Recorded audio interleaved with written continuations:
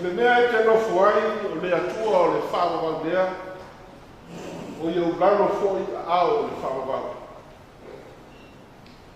Amuia e wha noa, a wā e wha mawhamwhanaina I rātou. O au nei o le toi tu ma le ona. O le whakatua mai i a te a. E ui lava i na oti, a e o lava mai. O ta ngā kaua upa, o e whakatua mai i a te a. E le oti lava, e o i whakua. Alua me atua atu mai o o moto.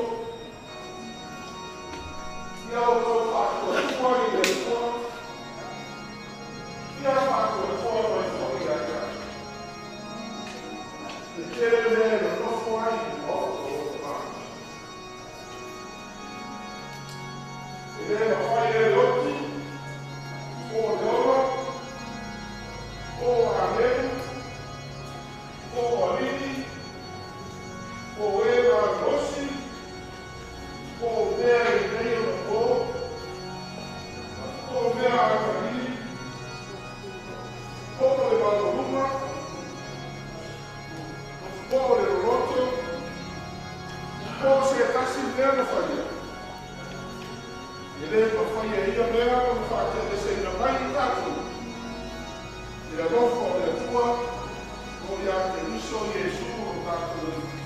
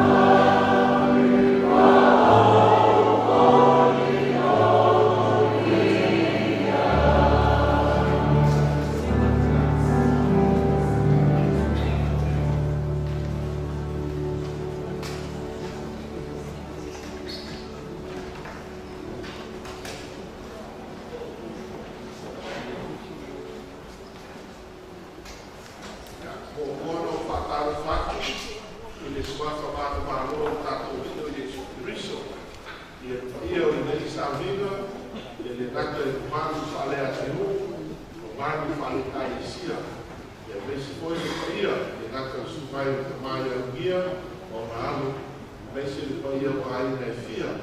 Ia whai tātou awai, ia toi saunina ma le aso fia, ia o le whionga ia tino, ko mia langi pe rena o e pai a rina asana. Firstly, I'd like to welcome everyone who are here this morning at this funeral service of Melina Lu to Payadi Hassan. Not only of those who have come from here, but especially those who have come from afar. Yeah, we hope that you will enjoy and join us in our worship this morning. Ora tātou ki tāpu wai me tua. Lea so koi tō te whāpea tu rai. Ia o tōku ni atu le rii. I nā mara au atu ria i rona suafa. Ia o tō whaio atu i nuu. Wana ngā gwenga. Ia o tō tautau atu. Ua li ia rona suafa. That day you will say, give praise to the Lord. Proclaim his name. Make known among the nations what he has done, and proclaim that his name is exalted. O te tānu le ngā paia, tātou rifo mafutana. Le atua tō tasi paiae, o le tamā e amo ma le ngā nasa. O poto i mātou te tono o manu. O wātou e sāmina o lau o mauna, o la mātou whāpāpai atu iai. I o mātou tāno, e rilingi mai le nganga whāmaise, ma le nganga whāmawhanwhana o lau whio. Ina ia tautolua ina ai mātou umalawa taito tasi, ma le nei tāpua inga. Ina ia iu atu le vi inga o lau whio, ma le whāpale ina o lau suafa e whāwawau. E ale lau suafa Iesu o mātou wole ma wāl au atu nei lava. Amen.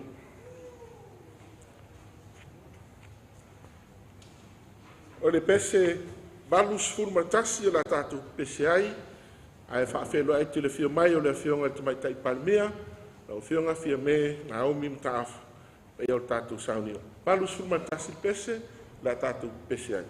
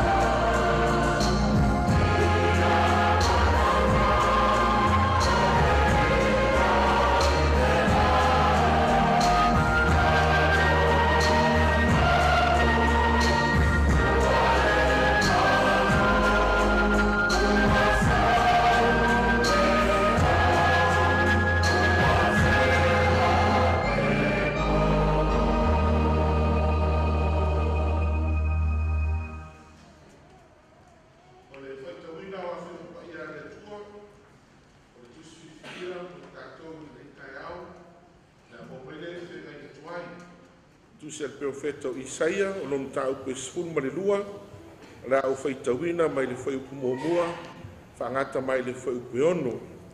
Our Bible reading is from the Old Testament, book of the prophet Isaiah, chapter 12, and I will read in the Samoan translation from verse 1 to verse 6. O afionga pa ia le atua. O le aso fo'i e te whaapea mai ai, le ali ie, au te vivi i atu i a te oe, au wasa e to ata mai i a te au, au o mawai lau to asa, ma ue e whaamatala loto mai i a te au. Whaauta, o le atua, o loo whaolatanga ia, au te whaatua tua, au te le fefe, au wā o le ali i le atua, o loo mā losi ia ma lau pese, wa vea foi o ia ma u whaolatanga. Tau te utu vai ma le oli oli i vai puna o le whaolatanga. O le aso foi tau te whaapea tuai, ia au tau iwi i atu i le alii, i nā mala au atu ia i lona swafa. Ia au tau whailo atu i nuu o ana ngā duenga. Ia au tau tau atu, uavi ia lona swafa. Pe pese atu ia i le alii, au wā ua whaia e ia mea silisili ese. I nā whailo atu ia o lea mea i le lalolangi oma. Alanga ia leo tele ma le fia fia. O oe o le nofo i siona. A wā e silisili ese le pa ia o Israelu. O le o a fio i to tonu i a te oe. Ia whaamanuia mai le atua ia nā whionga pa ia sa au whaitawina. Ai au tau whaafonga pa ia te ia pēo luna lava vi inga, nei se iau o le whaamavau. Amen. A sila sila le por kalame o avanone mo a tātou mo li mau, ma sa a fia finga. Ia pēo na whailo mai le lisi, le a mua le mo li mau o le tamā ia tāpuala ungia ma le whanau, so lea mauso le tina ia melenga le nuu, o kuvava, tui whaasina, tau mua whaatoma. Ia ma se sui o le ainga mai sa tāpuala, ia ma sui o le ainga mai vai moso.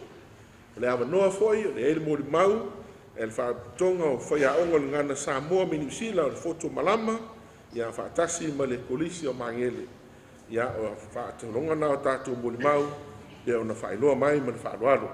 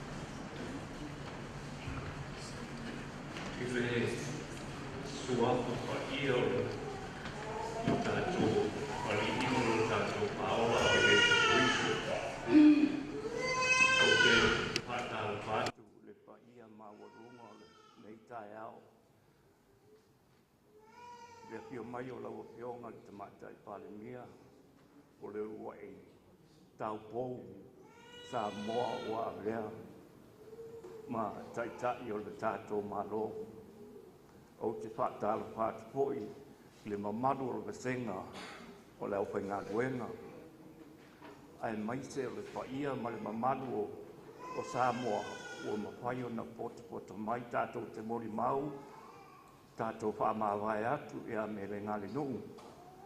Pei o nau tau sila pia o te le toi tau whai tau e wairiri atu o tau sila pia uma me le ngāle nuu o lona tangata o na winga. Nā o tau sila pia ma o tau iloa e le whai o na o taea lo o tau paia. Ai o lea tau mawhai atu e le tele se. moni mau le maua mafutanga. O te taritonu le silifia e lau tisunga i taitai i o mātangata. Ai o te manao a o te tau atu i so se vai moso o i tonu le nei manu manu. O mele ngā le nuu le tasi lea poutoa o le. Mafutanga alo ma whanau a vai moso i te tonu o Kilani. A o soifua i a manulelewa o wale. A o tūlai mai fo i te whaiwhi au. Lea na so mai nei ma le tamai a mosa. Ia, tangatanga nā sa tau tua i aili tina lea. Ma lo tangata lea tau talatu tulou mau tau lea tua. E le ngalo ia mele le nuu na whanau wai. Si le fia fo i e lau a whionga i te mai tai pale mia mele malona a nganga. Mai i le ainga whai o vai moso nei. Ai mai se lava sa te poala ni pai o le ainga sa tuala le fia o tol pai eli. E le o te le mawhai lau na o tue tala talatu. A wā ana le se anoa ngā rue ngā me. Tātou te le poto mai o tau sila fia tai tō tas. Ai tātou tū le atua o lana pule whai tō tas. O wha mana wa inga ai ngā rue ngā mele. Ai o te whawhetai.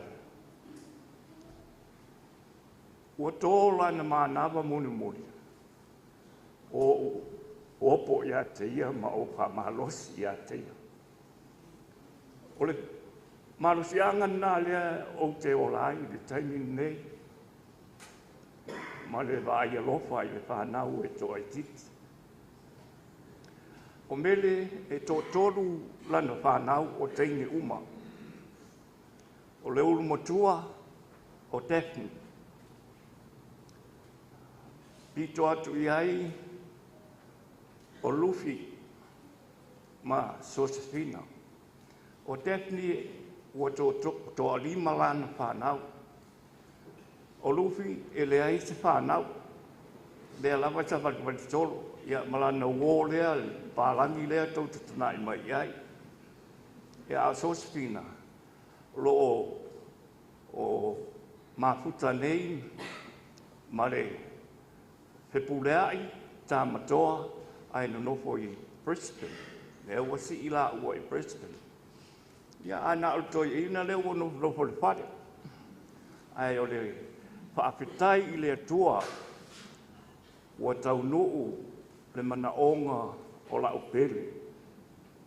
Na upu ia tau. Dale pina ngalo le atua. O te toe po ia i loko aina. O te fia ta oto i le mea o iai le tina o lona tina. O lona tina. Lona uso. Ai maise ia tuangane o le lātou tina, ma le lātou tupuanga i vai moso nei. Ni tō whāri te māmatua ia au mao Ritale. A via lea ma māmatua. Tā mātou māfuta ma mea uma mātou te wheilua iai. A wāle o si o singa o ainga. La umori mau. Tā mā wheilua i ma mele. O le whina ngalo au mele a te oi au Kilani i New Zealand. Ua lima sepulu ma le tasi tau sanga. O mai lima sepulu ma le iwa tau sanga. O mai New Zealand. Ai o mea mai malanga tuai tātou nuu nei vai moso. Pāpena hoi sa te puala. Mafutanga i le malosi o le ainga sa tuala. Ia, tasi lea poutu o le mafutanga i. Whaalangolango atu i ai, Samoa nei mea umae, o lo mana mi ai se fitosani. Ai o le nei tae au e mua aana o whaafo i le vi inga i le atua.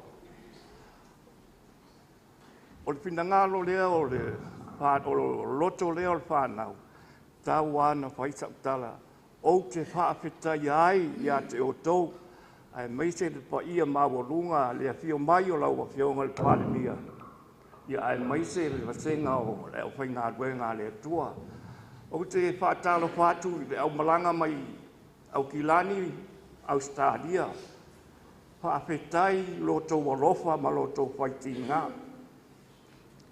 whaafetai lau whaafetai tu e suru vea lava oe matina le tātou mafutanga i le sosa iete na o tau amata vea whaafetai atua i a oe malo whaitama ia whaamanuia le atua i lo soifua lau le lei whaafua loa lo na aao ai mai se le mamanu o alo ma whanau e Samoa ta ilo pe sa tau tangai iai le stofi na tua na iatu i le wha alo so se vasenga o aonga mawalulunga ai mai se le universitea au kilani le lango lea o te whaafetai ma o vi ia ai le atua i loto walofa ma loto whai matua ua manui ai whaamoe tātou te whātou wha i a me o tau malanga mamao mai whainga tātou suru e le whaingofie ai vi ia le atua i le alofa ma le whaamaoni e le losi le alofa aua e se whainga tā le mawaenga lau tala no atu le nei tae ao whaafetai fia me e mapana whana le mapawhau ma le loto le tātou mapata e le masa salo lava fia me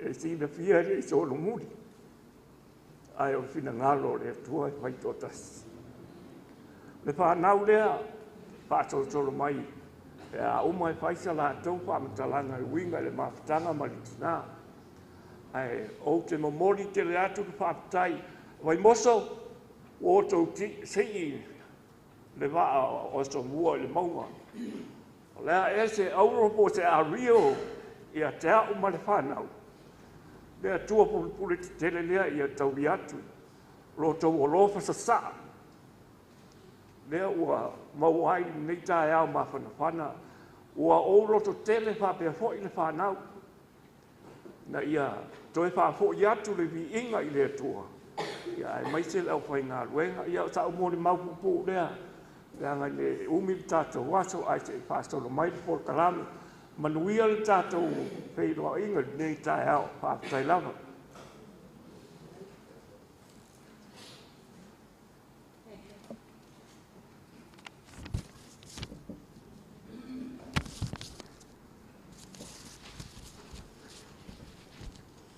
O te whātalo whātu i le soafa manu mālo Iesu Keriso. I lau sunga le taitai, Reverend Amos Rebena. Sura sunga sama luenga. Le pa ia le ainga Sailoni. Le fio la wafionga le tamaitai palmi o Samoa. La wafionga fia me na omi taafa.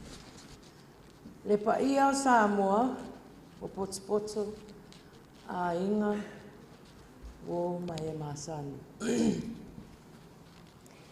O au o Daphne, Godinet. O au, o le tama amatua amele. Ai sa vai tama, matau sia au tutoni. O lo mato a inga i pōnamu, i vai mosonei. Whawhitai mele mo le ola. Eui ina o tele i ola ane i au lima. Ai whaingatā le so o toto. Ua tutupu ma o lai fuaisi o tātou aina. E toa tolu lau toa lima lau whanau. Ia ai toa fitu grandchildren.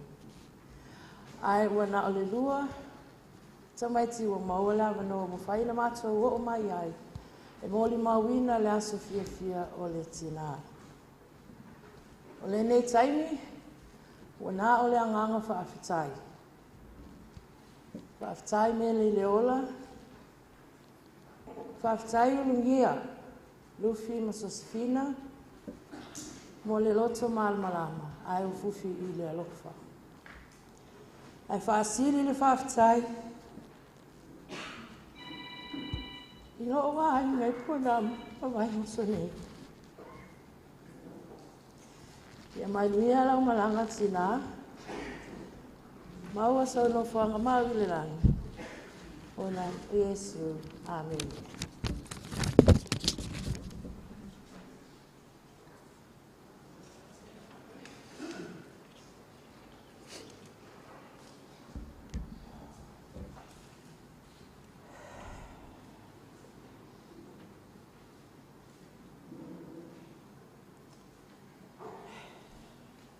O te whaata alo whaatu, ma whaatu lau atu pa ia mana mamalu wā whia mai i le nei aso.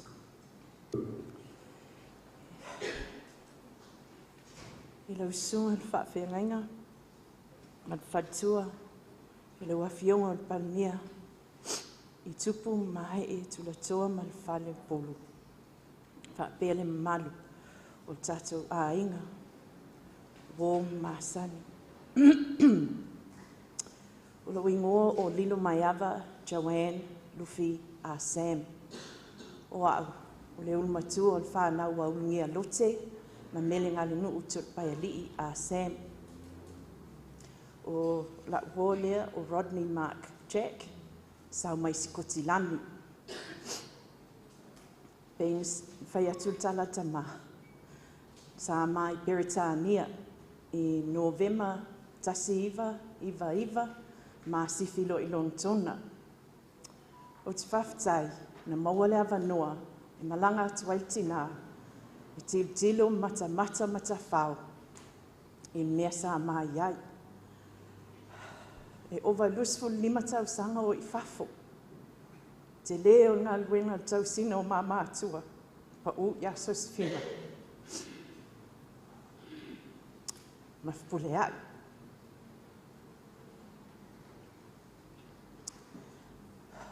I le amatanga i ngā walu.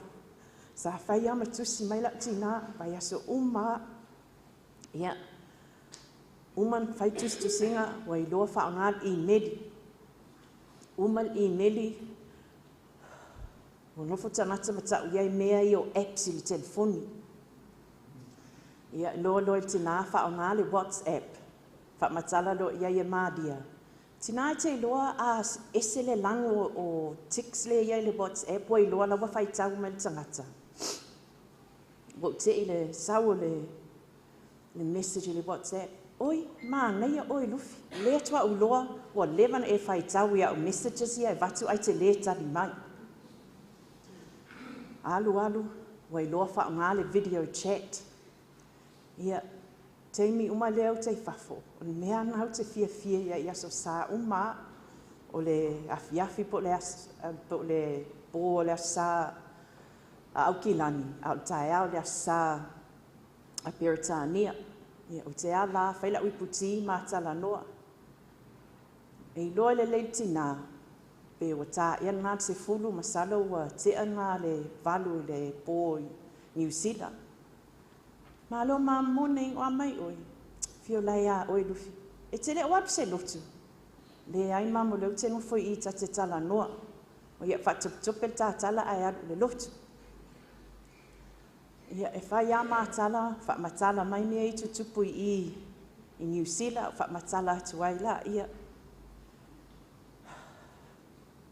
I le lua afe lua tolu, toi sifi mai i Aukilani. O te mantua i altara lau ti ngai tau sanga uma. Lufi, ele i lava ngā ta whao. O te lelo au ngai ta maiti Beretania. Ai leise au ngai ta maiti Pasifika i nei Aukilani ma New Zealand.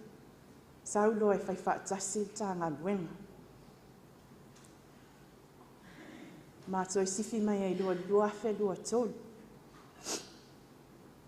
Teini umana, wha mai ala tina i ta taloa ia mā wawe fo i mai.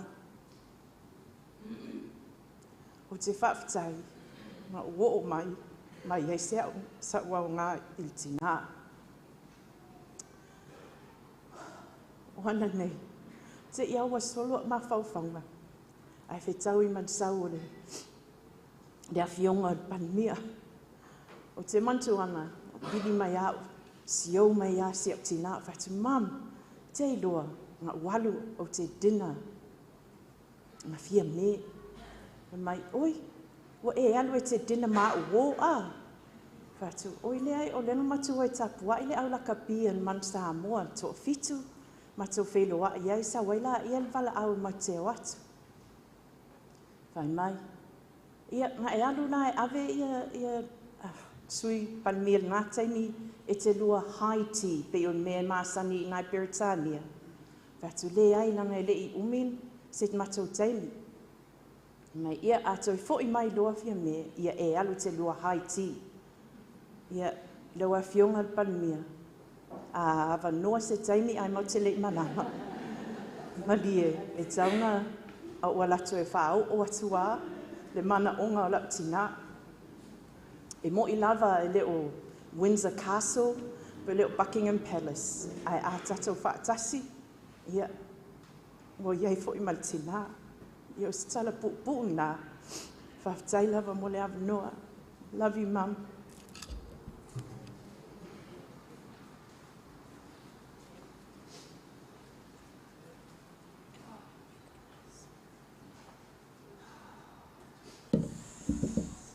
Pa ia mamalu le nei tae au ua umananga polasia e le toi o aliso leo.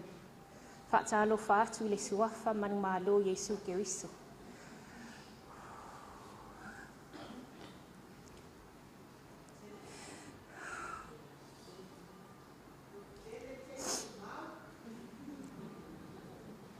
Lo ingoa o Josefina Lomialangi a Sam Tamatoa.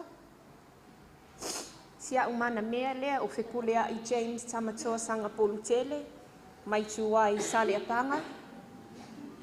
O mawhanau lea o Sloan Lomialangi Juliana Tamatoa, mana koa e Seta Ioana Tamatoa. Ia ele umise mo limau. Ila mamafsanga matautina. A e iloa mele ngale nuu, wingala e te iloa a o aulana pele. E te le amo limau ngā whai le pōle aso tofi New Zealand. Ia e loa ai tangata o au o lana tama. Ia ai lewo te I ia wō mam. Ia e iai fo isi whānau o mam.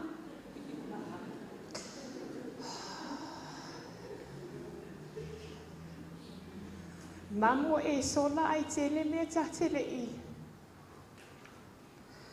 Tala no iai.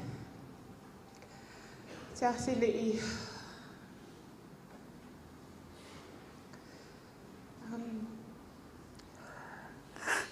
Ia ai talo siawa.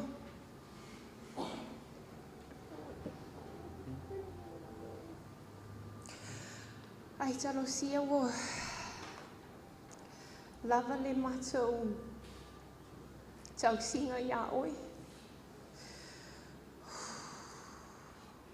Whaaftai te le lava tātou ainga, tātou e kālesia, tātou nuu, o ka shua laini mita mam I tā penanga I langa aso.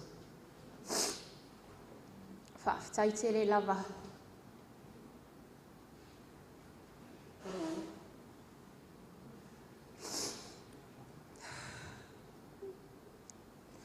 sua ngane mau sua mam. Ai se upu se o se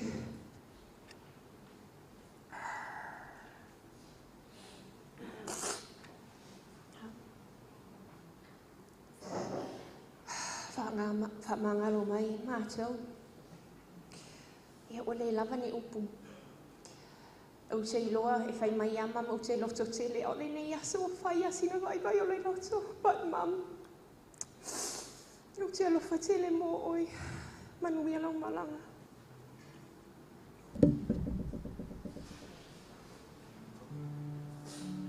Wha umatula mātou mo le mau I pese.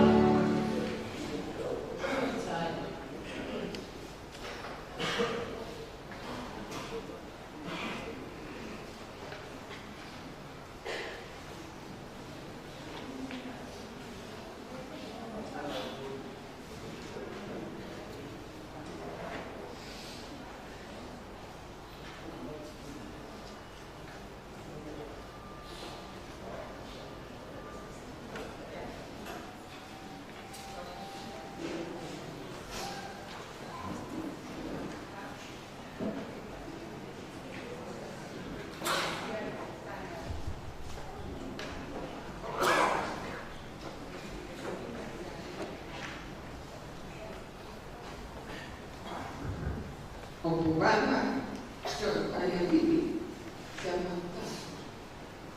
Kalau nak buat, kalau pandang, so kaya bibi, so susu koseng sanesa. Mantina ya soso, si mede obat soso. Espunta sama, eba ya, mami dengamu. Olha só, é atual, não acredito como a minha mudança, como ele vai. A minha parte foi ele na casa não faz não ainda, não nasce só for. Aí faz mais atual, e assim, o amor ele vai mudar no coito, foi no coito, é o é uma coisa tudo atual. É para o mais assim. Não pode mais é nada. O dois anos é pouco. E se montar problema de ser o meio. Todo é outro. E vai mais. E está fazendo. E aí ele mais. Aí ele vai na fala da minha casa. Hóa có được đó lòng để mẹ lòng anh đã bớt hóa thành đồ để nó là phải chắc việc nó không có thể làm cái nào ở về mình biết cái nói sao vậy để nó để phải cái này phải biết nó trên đó và nó sẽ có rất là quan để cũng muốn biết là phải biết phải làm đâu sao phải qua cái chuyện này đâu mẹ ta thì quá và để so phải cảm giác nó mà hay quá mà sáng mà qua những gì mình có mình giải thoát mọi cái chuyện thật ra mà con mình mà nó xia ra và cũng biết nó xia rồi nó cũng biết rồi mà không phải mà cho nên tôi cho anh xin thì là bao nhiêu là nó không ăn thật mọi mọi mà nó sẽ không ăn được mà ta xin lỗi mẹ phải là thì làm để chút một cái này vì nó cái sao phải là mẹ ăn quán nó phải để cho mẹ ăn thì phải là mẹ ta cho mà mẹ là một số các bạn mẹ chưa mẹ hoặc mẹ sửa phố trong nhiều chị nó chết như chị để sao mà nó sẽ không chắc anh bắt tay cũng biết là rằng mà ta mà không làm sao hiện mà mẹ sáng đi tại sao mẹ mà chắc là mẹ mới sẽ mà qua kia ta sân phố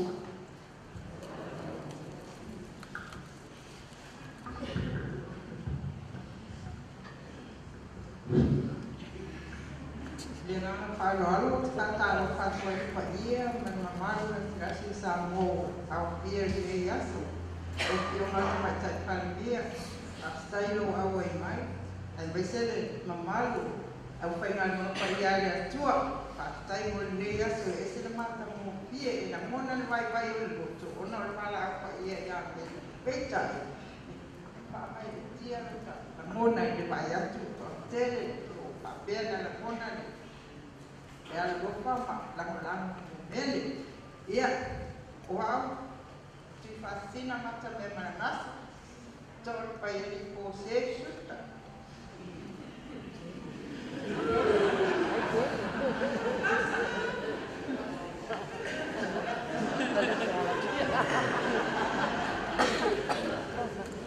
ia oleh el mama tanga male uso ya e tingana no foi sila mato no foi nessa ai veare e nessa mo vai fa penana pastai ko ya wala fa ne na pole Facebook pom fa yena sota. Ia o ala me tupu i nei whapena, whai hoi fo i o. A kau kere mui whanu la me o la inga, inga makau ko whai ko mumu ali. Ia ai le mu whai ala ma lo la mo Samoa. Tausi o na a inga. Ia le lawa, o sola steina mene ngali. Ia ai whawhitai e ngānu e ngā loka. Wa o ia le sa tu mai mutangi olo le manto a inga i pai moso. Masata kuala, tama whanau le a inga sa ngā solo i sila e a onga ma. Sa ili le poto whaneo le fo. Tano whai wānu ia se i mai po ai se si a tula i mai ngā solo a kiesi o manto a inga. Ia, whawhitai mo nei aso, ia manuia le malanga mele. Report.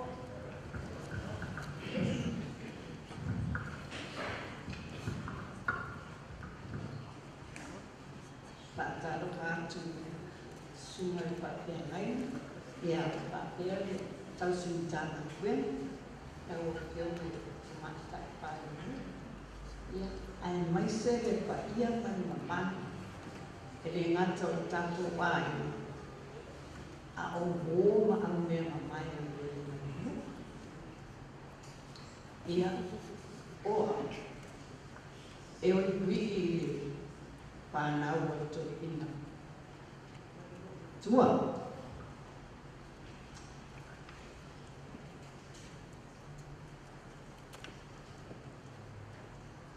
Mele, whaapetai tēne i mea na e whai e re ngata mō e tātou āi. Ia au mōma au mea mamai, whaapeo na malanga atu i New Zealand. Whaapetai hoi, i lo mose o sia o tātou āi. A wai, e lua te New Zealand la, o ai lama malanga atu. Pe e nā o na ui i New Zealand, a sila pia e mele maurumia, tau mawhare la, ina ia whaapeo na o atu iai. E fia te, e fia la. A maua manoa, whaapeo na whei noa iai. O na uringa ia, e le mawhaina ngāro. Whaapetai i mea uma, whaapetai i le whaataita inga o e tuina, mō alu ma whanau o tātou whainga. Ia manu, aha, alo whaatu i ta māma tina ia mau tātou ai ma uma, whaapetai mo le ama noa.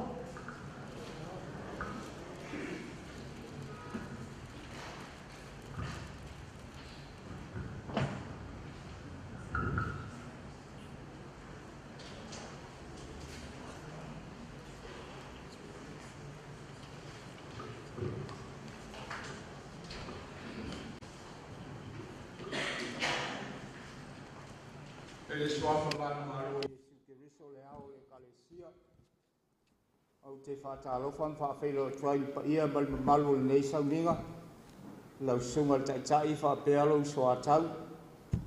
Lau a whionga le tamaitai palemia. E pa ia malu o wō mai masani. Ia e maise ainga na lua. Le pa ia e o le au fia. Tā te whia te tawhi tā pinga o panga te tanu. Ai se iu tonu ti a whaalele. Ai o te tāli u mali popoe. Ina ne i me ane. O pēsia le tau muli o li. Ai a whai o te taia le ulufanua o Samoa ma o la asia le loto i whale o le tala lei. Ona o whaatu lau lea i lau mata saua, mau maunga tā o te oto. E papa tū tala ma papa tū loto le whana i lupe o le la. Se ia pa ia le vai poto, na li iwa so toto na i muli nu. Ai le langona, ua pale i funga o atasi le pelu o le tala le lei. O le ama ngalo ai leo ma whaanga fua le tūlanga Awa o lea ua atoa ata le pula le langoto. Ma whaapea lea o se whaamatalaga. Pai sisina le tama a inga. Pai punga le tama le manua tele. Pai foa tau to'o e tulaki ma tulatoa o Samoa. Ai pai kanona le paia o le au whaingalu e ngatu tofi e le atua. O te savei olo ai. Ua mata tupu, ua mata tamali ma tau whale upolu le aso. O paia ma mamalu o sa ma whainga. Nunu atu whaatini o tau sau. O le nā ua whaamau i le pepa o polu kalambe. Le tele o vaenga sa au na ai ia mele nganu. Mai o le ale o fo i eise whaamatalaga. Tau tonu fo i o lea ua moli mawina e le tamā ma le whanau nisi o vaenga. O le a whaapito au ngafa si whaamatalaga. E le loto i whale o le mātou ainga. Tupu anei, vai taimina o la i titi, na o vai ai a mele ngale nu. E le masani te le ai wa la i titi. Ai whatu a mafuta ma masani le ia mele ngale nu. Ina ua mawale a manoa o te malanga i New Zealand ma au nofo mawai. Au le i amatangala se tala i le mafutanga i New Zealand ma le matou ai. Tau lava ina ou whaamaoti atu le sootanga ma le ma mele nganu ia po le awhionga ia fotino.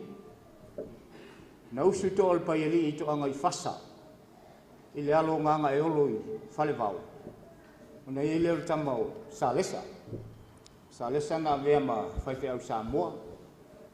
Usu Salesa i le alo o vai afe i lalo maunga. Ia, ona i leo le whanau e to auno, to wha teine, to lua tama. O le teine, o lon tolo whanaunga. O si whale ata. O si whale ata na usu mai ei ia Yeremia sua o Salavano. Ia ona i leo le whanau e to tele. Whatasi ai male a whionga ia to alpai ali to le susulu posesioni. O to alpai ali to le susulu posesioni. Ia na usu mai vai mosu. Ele tamai tai o soso. Ia lela ia le whanau to tele lea. Ia, ela vea ima belengal no. O le tamala i titi o le whanau e to ono lea Salesa, o le tamai no ia lua. Na usu i satpaitea le alo asiata ia.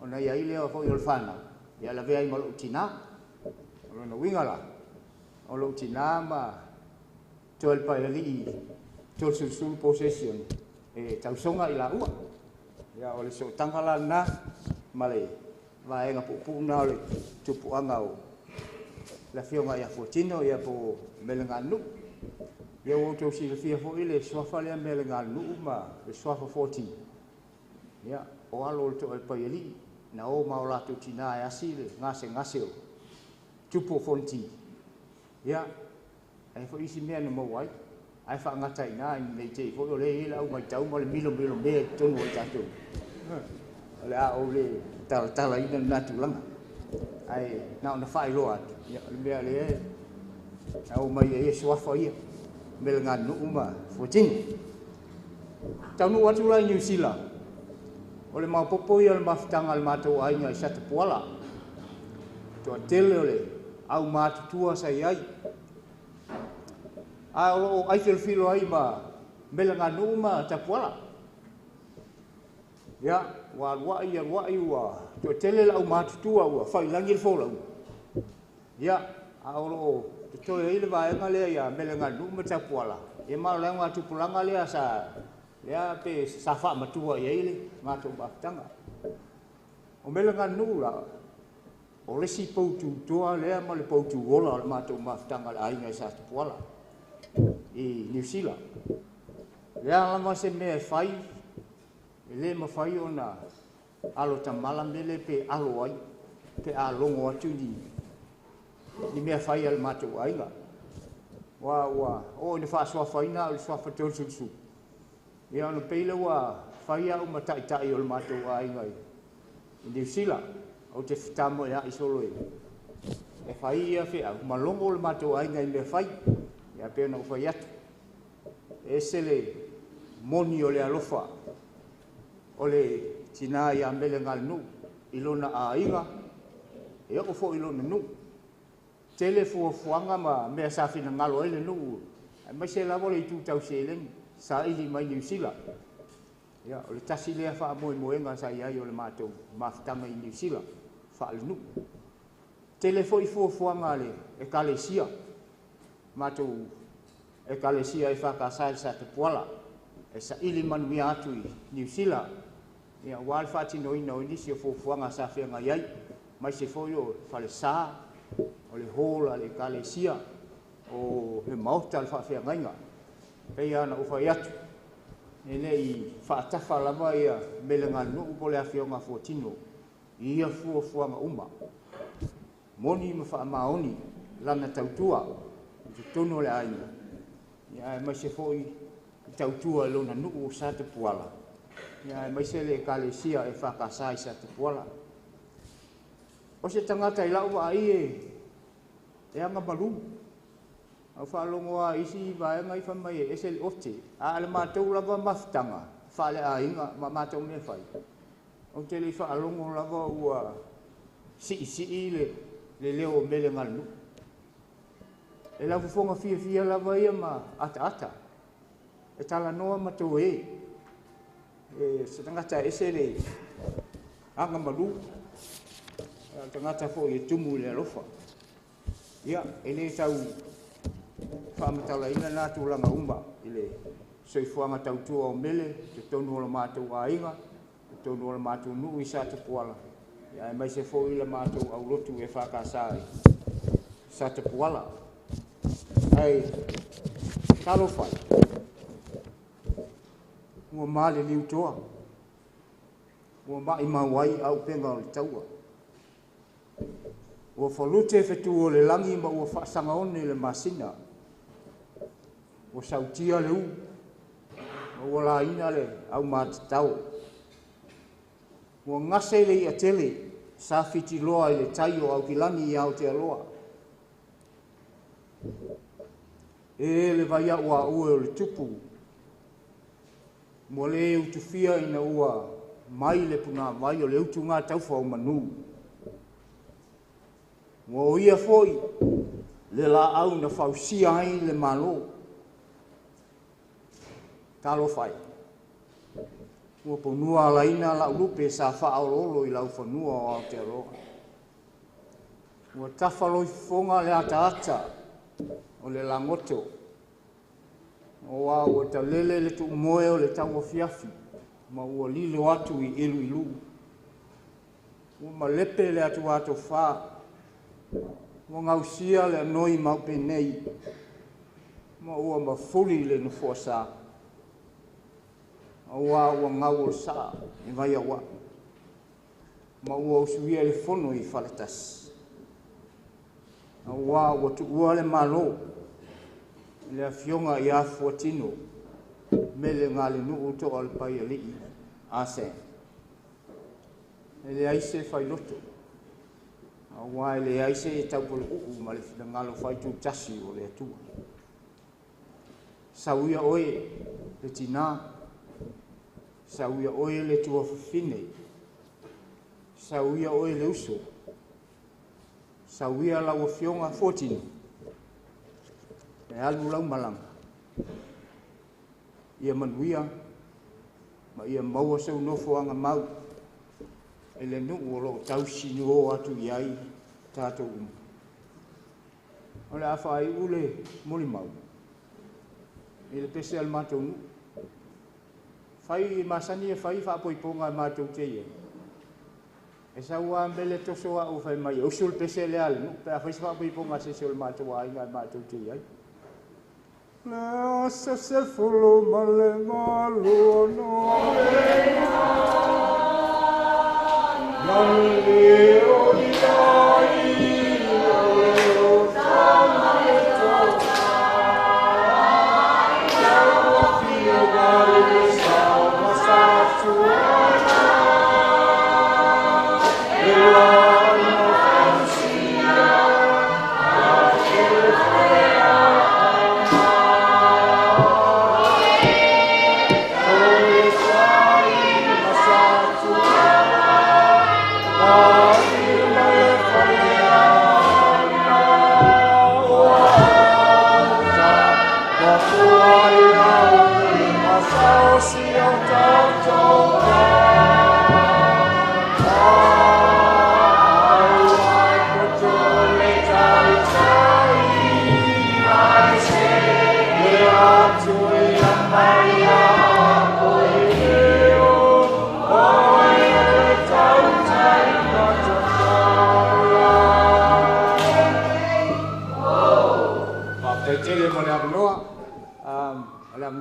Natu mo tato au malanga mai New Zealand lau mafionga le professor so so dame ya la no mata mo fiena ye pa ye sau sau nonga ya wa ko la so fio afionga ya fortino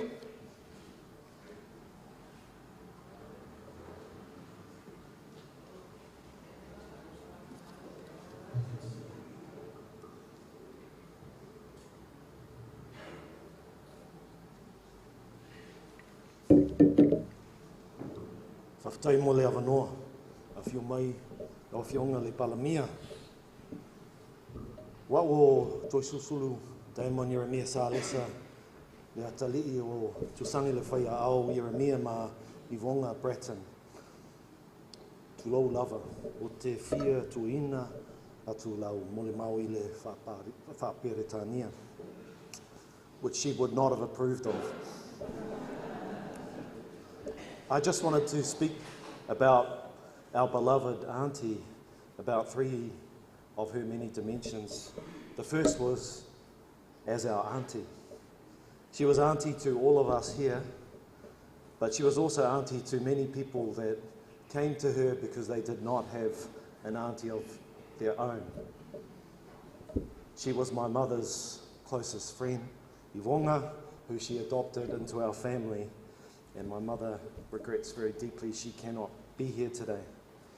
I said in Auckland that you're blessed in this world if you have a scary auntie. And our family is especially blessed because our scary auntie is the one that the other scary aunties are afraid of. It's like a superpower. She was the heartbeat, the pautu, as Tualipai said, of our family in New Zealand. She held the knowledge for so many of us and shared it when we needed it and were ready for it. She would correct you when you were wrong and sometimes when you weren't. Above all, she had extremely high expectations of her family. She was fierce, she was loving, she was a mother, and she was fun. And we miss her very deeply. She carried all those beautiful attributes as an auntie into her celebrated career as one of New Zealand's great educators. She was the mother, not just of Samoan Polyfest, but of Polyfest, the largest Polynesian festival in the world that gathers 100,000 people every year. Those 100,000 people are mostly kids, and it's their deep taste of their culture, particularly the Samoan culture. And Mele and Toisulu, who's joined us, are particularly responsible for 30 years of that contribution. She gave her life to education. She should have retired many years ago, we all knew. And she died on the job as acting principal of Mangele College, which she loved with her entire heart and soul. She did love Otahu almost as much before she came, but not quite. She loved Fotu Malama, and particularly she loved Ngangana Samoa, and was one of the most important people in establishing Ngangana Samoa as a curriculum subject in the New Zealand secondary school curriculum. Thousands, tens of thousands of Samoans have studied Samoan in New Zealand because of her. She changed the world, one student at a time, and she did things before they had a name for it. When there were no Samoan teachers in New Zealand, she invented what that looked like. She aligned the home with the family, which now they have fancy names for and models. And the many, many students, tens of thousands of students, remember her, and thousands have gone on to their careers chiefly because of her, and I know some will speak to that. The third thing I just wanted to speak about and acknowledge was her leadership. I got a text as soon as it became clear that she had passed from another scary auntie who said, "I heard about the warrior Mele." And no word describes her better as a leader than a warrior. She was a pioneer, but she took all those attributes as an educator and as an auntie into the field of leadership. She was a surrogate mother. She was someone who demanded and supported the highest expectations in others. And I did want to share one story when I welcomed her at university. She brought a busload of Mangere College students, and we were waiting for the other inside. We saw them come off the bus, and then we thought they're coming in the door, but then they disappeared, and they'd gone back on the bus. And they were coming off the bus again, because she didn't like the way they came off the bus the first time. With Auntie Mele, if it was worth doing it properly, with respect for yourself, with respect for the people around you, with respect for your family, your culture, your country, your village, your school, and for yourself. And we loved her for that. That ferocious love, with a belief in others, which helped them believe in themselves, is what I most admired and what inspires me.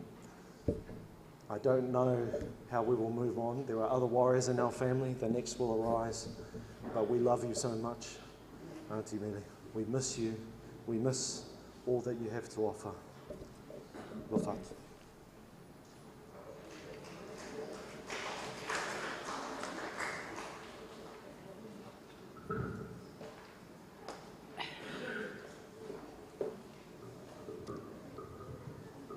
Yo, ele sina umulbang. Nao sina utama ai. Oh iya. Iya.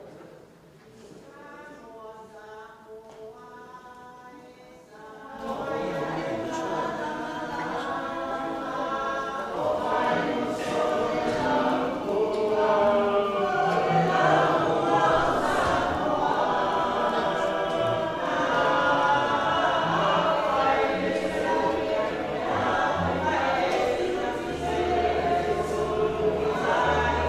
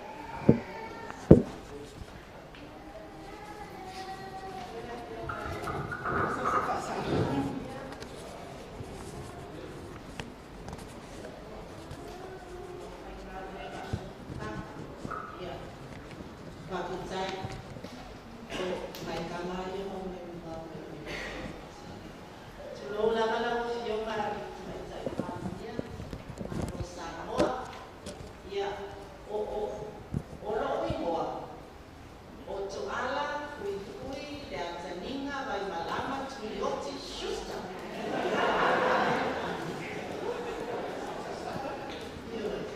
Ia, o lea lawa, se iama tatu beseta. Ona o le mātou whaia, tara whionga ia me le manu. O le tina o me, o lo matua o susu. O le ka se first lesson huna, o lo tama. O lo tama, o to ala yoane au mau al seko manelewa. Ia, o le whaiana mātou le whiunga ia me le manu. Ia, o le la o atu ai, a tonu ka uto tanga atu iai. Nala atu wha mai a mai la mātou o le mau. Ai, o sina, o i mori o le titi tama i ma o ma tana ka me. Moaso ia, te asau ea mea o mai Summer College, ma mauta o Summer College. E i taimi ko lele a le se pase se pase. Unu saurea moi ia mātou me moso. A o sori fuana ma ko ante soka e kuwama matua. Lesa ko ma, e o kuwama lele, kuwama. E o lona tole na, e le ma whaina alu ati kuwama e malo. Ai le kumama, lo la vale, ia le tatu sa mina tama, vele te mata me te whani. E ai le imana kuwama. E whaasino le mai le whainga, imana kuwama te, apena o ma lea, o ma mātoe, a o na ma lea, ma le whaune. Wa mati lama. Ai matua la me le masina e wha. E tua me le e titia pa a pēpela e titia. O mele o aperi, a na kōwhosu. Ia, e whainga o ni ma o le whakitanga, a le se pase se stegi, a ia sauna ia o iene no a so whanga to. Ante o leo matua Ioana, leo o ma o kia. Ai e le so, ai le a te yo le o ke le no mai whare ko se le o lea. Ia, o lea la, aia, to ready? Ia.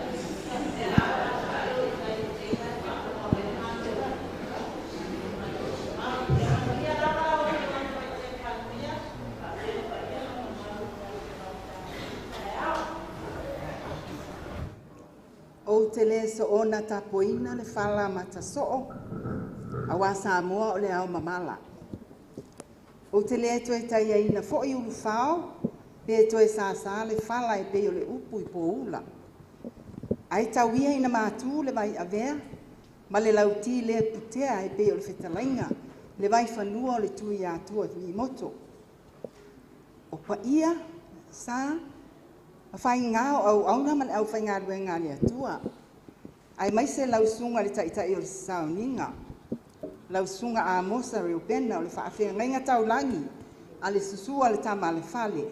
A whio o soa li i mal matua o pātau ave. Whaapea le alala tai a te o rua ingoa matua, to maanga ua une ma manu le lewa. Susua fo ino futama, ma le matua o to ala matiu whea, ma le malai. A whio laua whionga i tamaita i pāle mia. Laua whionga whia me, Naomi mata afa. E fo'i ma pāpā ao sa upaolo maualunga o te malu ai. Le susu o se iuli, o le alo mali e toa. A whio mai le whale whia o ali, ma liu mai lau tō whā unungia. O te whaapai fo'i, ma le whaalo alo, i le awhio to le pai ali, o le sao ali. A whio sa tuala, a la tai wā ili o le la au na whausia. Le to o maaunga. A la tai le nofo ta puala ma le lautina lau le, ma le vaina lepa, ma upu ia te oe le whale a ana. E fo'i ma pāpā au paolo mangafa, o le atunu, o lo tātou mafuta i le netai au. O Samoa o le atunu o tofi, ma e le ngafa tau limaina so mātou leo whaatau waa. Tulou na lau. O le asanga i tonu lau o le fō mai i whaasulu le si ua mouli. Tau mawhaisi na upu o wafutia wa sola, ma le mafutanga ma le uso i a mele. le afionga ia ufangafā. Oso tol pai ali I le tina o mele. O le tua fine matua wha pele o lo tamā. O to ala Ioane. Manu le leua au mau ane seko. E wha pēnā fo I le wa aia lo tamā I le whanau o soso. Ai mai se lava tamai ta inei. O I ina fo I la uta tionunga na fofoa mai ai o mātou langona whetā tai. Ma le whanau o soso. O mele o le skola sipita ma ita I mua lea lo mātou a inga. Ma le afio anga nei vai moso. I nā ona pō, pe tu so le 5 le 10 tau sanga taruai. A e skola sipi, o oe o le taimane, o oe o le aulo, o oe o le pele, o oe o le kuini, a le nā a alo a inga. Sa whapena la le vaai alo mātou a inga ia mele. O le mimita I o lo tamai le nā mea.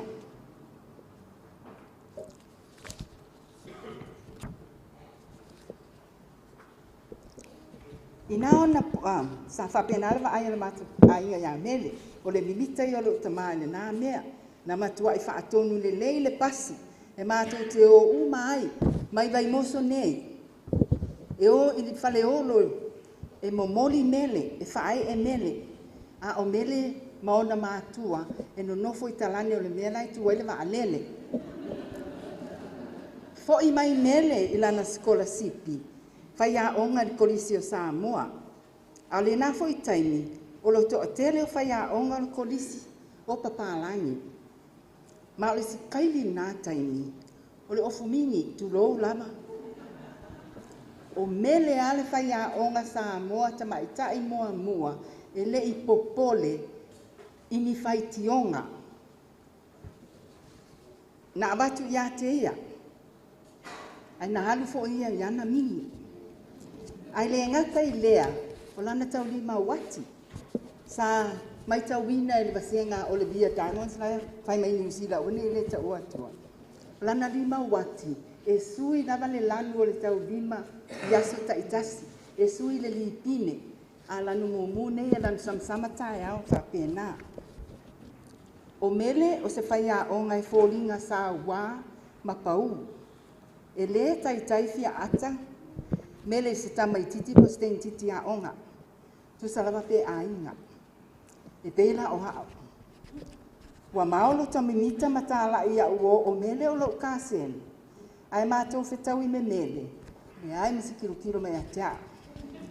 E whato a tau tala mai lava mele I a tea. Te atu ua le a onga. Wasa no nofo ma Daphne tu ai o. Nau ta.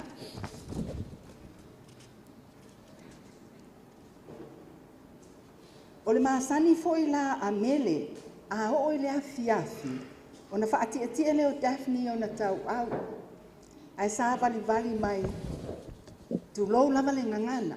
I ona ofu mai pupu, me foi sa tau yaso o hot pants. Ai whaati Daphne o na tau au.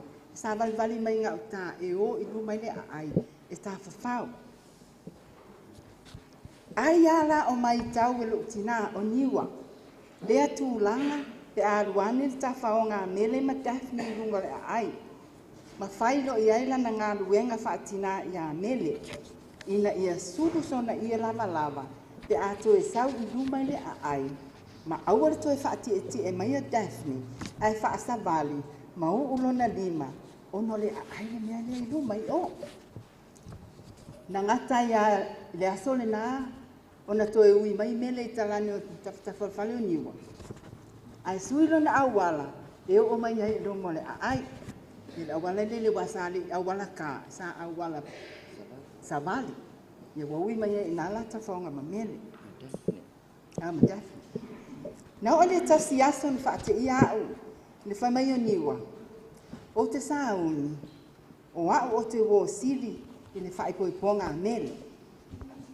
Tusa nā ma le 5 tau sanga taru wai, ai 8 tasi o tau sanga. Ia le futa o 7. O le matau wa folau tele, la sa whai e ma te unga. O si tama I wha ata sa wha apipi I wha apea. E mate tilo ia I whai ma High Mountains. E whai lana High Mountains, e saule whai High Mountains.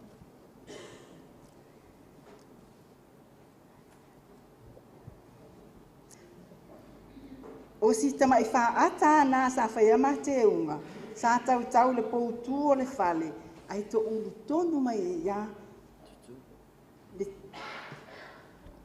le tutulu o le whale, a wā sa timu le aso lea. Fe ningo ia I solo niua, e su e se mea le lei e whai ei ma te unga, toso mai le whala le ma te tuai, sui se mea. Na mai tauina ia ina lea lofa, le vaaya tō mele, tinga ina lo tina, I tau mawhainga. O I nāna o mai tauina I se vainga fōu, o te le vaaya mua ia mele. O ni fōringa au le lei, a lofa, fia, matumu le nganga whaafitai. Ua fusi mau,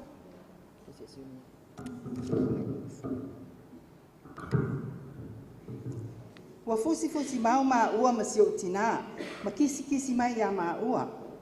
E sao ai lava le moanga nganga.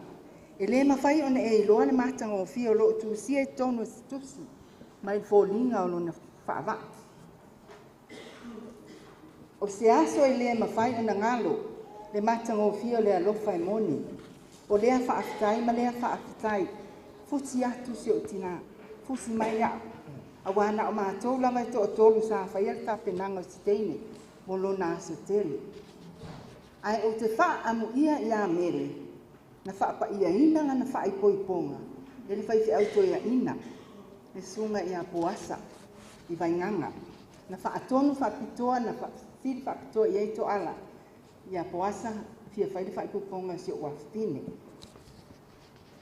Talu mai le nā taini, pato a mātou e whiroa I mamele, le wha I poiponga tau mua, pe tusa ma le sifuru tau sanga muni ani.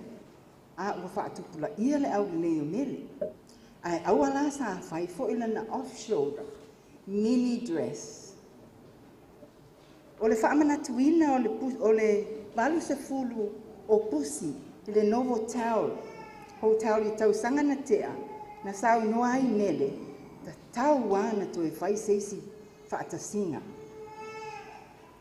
Nei la, wa wala awina o ia e lona atua, e mita whai ia ele anganga whaafitai lona soifua ngalue. Wa ave solo mai tala o vi inga mal whaia ina o lona sao, tusa ma lona wala awina.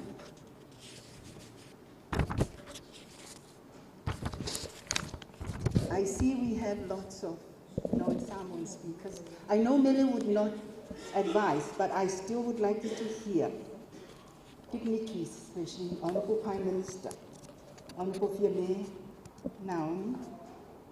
Mele's mother was also Tolepai, was the dearest sister of my father, To'ala Ioane Manulelewa. She truly was the apple of my father's eye, and that is also how my father viewed Ososo's children, especially this beautiful Tamaitahia. I also believe that it was because of how dearly my father cared for Ososo that we were able to form a very close relationship with Ososo's children. Mele was the first scholarship recipient from our family and from Waimoso. In those days, around 50, 60 years ago, you were considered a diamond, the pearl of your family, if you received a scholarship. And that is exactly how we saw Mele. My father was so proud, he even rented a bus so that we could all go and see Mele off at Faleolo. The bus came all the way from Waimoso. Even though Mele lived in Satupuala with her parents, which is just a stone's throw away from the airport. When Mele returned from her scholarship, she became a teacher at Samoa College. This was back when most of the teachers were papalangi, and the popular dress was mini. Mele was the first Maitai Samoa teacher who wasn't even afraid of being criticized when she wore her minis. My younger sister, Olivia Diamond, said that each day Mele would have a different color ribbon on her watch, and always with a mini. Mele was a teacher with a strict, no-nonsense demeanor. She would rarely smile at any student, even if they were family. One time I made the mistake of bragging to my friends about how Mele was my cousin. And then when we met her, she never even looked at me.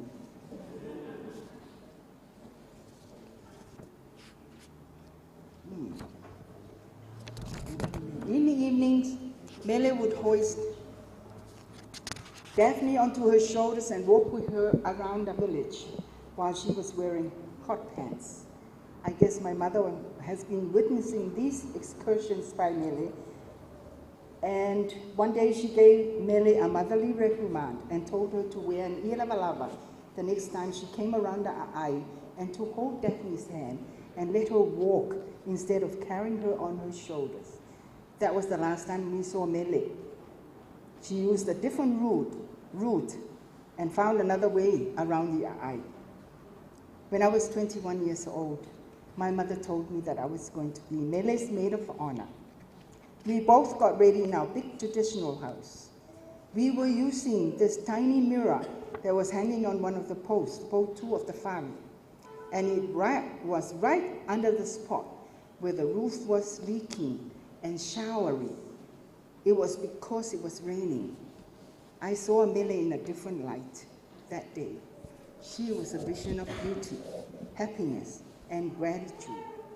She hugged both my mother and me tightly and kissed our faces. It really gave new meaning to the proverb, "You cannot judge a book by its cover." This was truly a memorable day. Genuine love is so wonderful to behold. She thanked and hugged us over and over again. It was a precious moment between us three as we got her ready for her big day. And I must add that I'm still envious that she was blessed by the Whaiwhiautoeina of the Pulenga 50 years ago.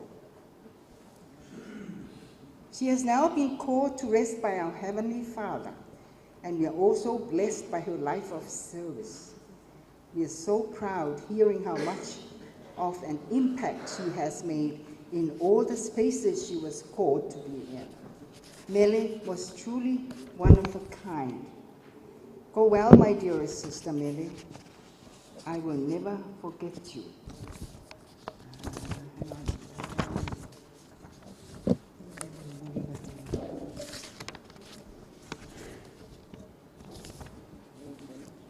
Awe wa mali toa wa mau mawaya tenga o tau.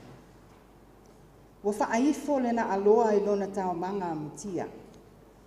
Wa whaaifo fo le tua mafu fili malai. Wa tāpe na mea le se unga. Wa sili ofe le tau tai mata palapala. Amu ia oe Mele wa wala aulu matai a olo o whaapea o na whai. La wa fionga o whangawha, mātou te lolo mimita o oe o le teini o le mau. O le saitasi mai lawa tātou fio angalenga, lena mātou sa unia, tu usu whaali le atu, le vi o le pese o le nule e mimita ai Mele. Samoa, Samoa, Samoa ya malama, o vai moso o le lamoa. Ole laumua o Samoa na e se ane ai ma e sila sila e tungata le ofisa o Samoa matai ai ma unso ali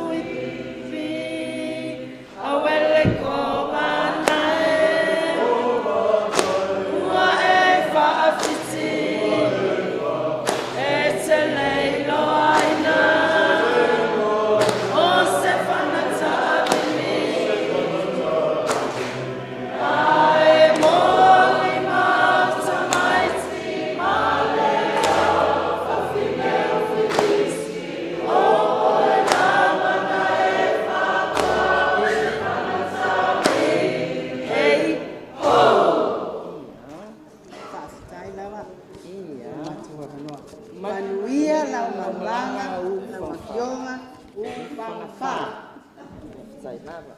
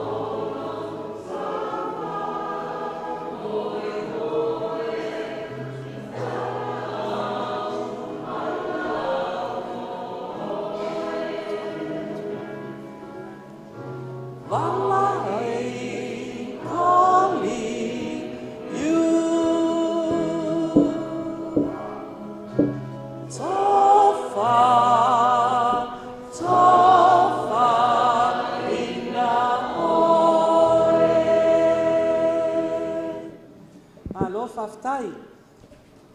Whamai au tau. La whapupu atua tatou whainga. O lo ingoa lilo mai ava Flo Saanga. O lo uso leo Fuimono Rosalina Saanga Panuve. O tuangane ia te whawhinai Benjamin Saanga. Ma leo wii o matawainga. O leo poao Fred Saanga. Ia man matou uso e pele i o matou matua o Susana mai sa titoa a lei pata whanuti. Ia ma le tamaitai e pele ia mele o le alo leo te whawhinahi Ben Saanga, tamaitai o Christina Rosalina Saanga. O matou o le whanaua le ulimatua, o le whanaua to i paiali i posesione, whapeltina i au soso. Whana o matutina o talalu maunoa me Saanga. Se whai atu ase matou tala leanga pe o leana maua o mamoli maua whaltama al whana o pose mosos. A matou mo tele iai New Zealand le sa matou i le Samoa. Matou mawhtanga ma le tina lea. E ese fo ial matou mawhtanga ma mele. O matou mawhtanga ma mele. E le ngata o le uso le matutina, ai e pei o le maa uso matua, marosa, ona e whaapena al mawhanwhana o le matou mawhtanga. Mai, I'm sorry guys, ti ngā tō whai mai o tō e pele ia mele, ai pele a mātou, o le la watu evidence o le pele. Whapoi po ngā Josefina, na taitasi asu i mai whaltama o le matou aiga. Na o mātou wana wala au lia umal mātou tō wha. O le mea nai loa ai, whapena ma whanau au vaenga i tua. E tele mo le maua whaianga i a mele malon soifua tautua i tonu au kilani New Zealand e ala le i ona tiute whaia onga. Whapea mo ona tiute i tonu o le mātou ainga. Tasi lava le mea o te li whaalonga tua o ta o mai e sesi. Ai le i malanga mele i o i New Zealand a o a onga i Kolisi o Samoa.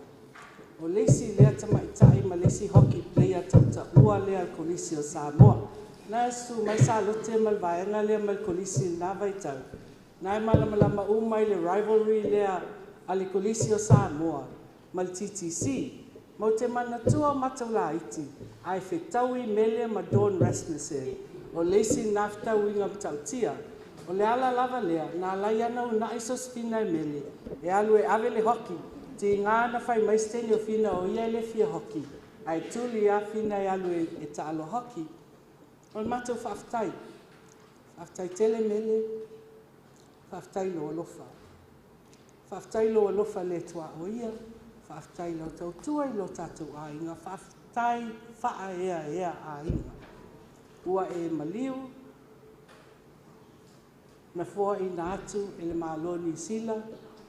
Whailonga tau aloa. Ona o lau tau tua. Whaal whaia onga. Ai maise le una ina o ngangana Samoa. I te tono a onga. Le ngata ia onga maua lunga o New Zealand. E whaapea University. Whaftai tele mele mo pia umana e whaia mo i mātou. Lo te tele. Lau tau whaungia. O lau tau whata puala. Lea la ave ese umai mele o ngase. Aua le bole lufi mawhina mdafni. Lea mau te iai i. Manuia tatou aso. Whaftai lea whio mai. A mese lea whio mai lea whio ngai sa whapito. Au sunga i whawhiangainga mau sawa tau. Manuia le nei aso whaftai.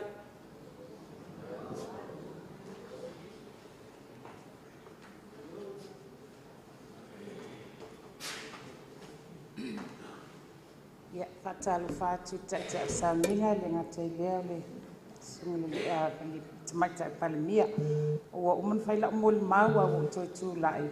O nai talu ai o le o la ulu matua ia o lo tangi mai ala. Sa tūtuli mai la vai fia awai. Ia e peitai ua wale tala fia ngai ma whemalanga inga wa lele.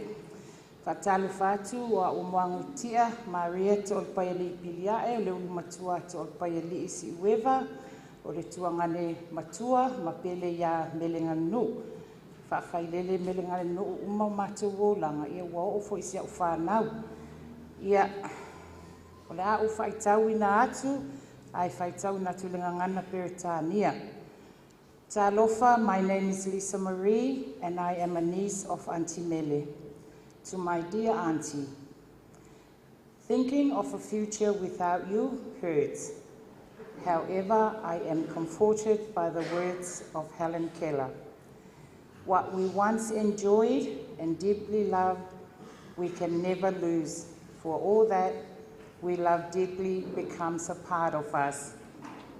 Today, I am grateful for all that you have been throughout my life. The fearless matriarch of our Ainga, a pillar of our culture, but most importantly, being my beloved auntie. Auntie, there is not a milestone you have missed, or a storm you couldn't steer us through. You are woven in every core memory and will be my timeless inspiration. I will forever be in awe of tireless determination to influence change, challenge the present and create history. Also effortlessly, but it is your quiet resilience that really differentiated you and make you a unique leader. There was no challenge that was too great. Thank you, Auntie Mele, for all the lectures. All the learnings. You are the only one that could convey your message with words and just as powerful without.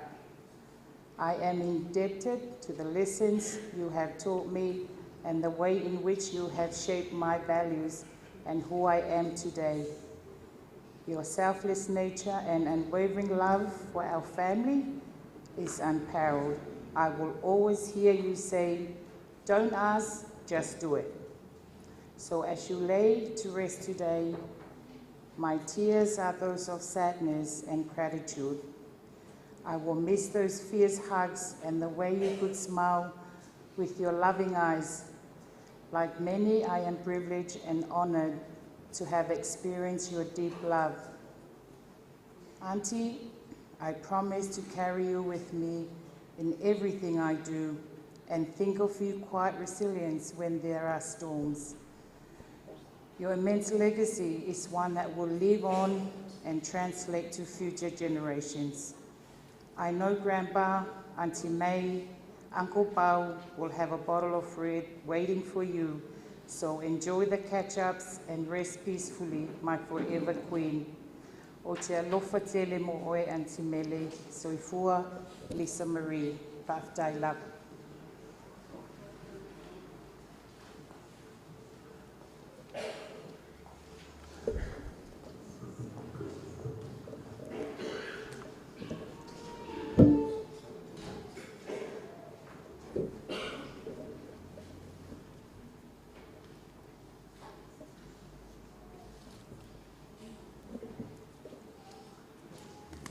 Ia tapo inga. Sola suma te tai sa ninga. Na suma masara pena mangoa waa. Tura ia ilea vatele.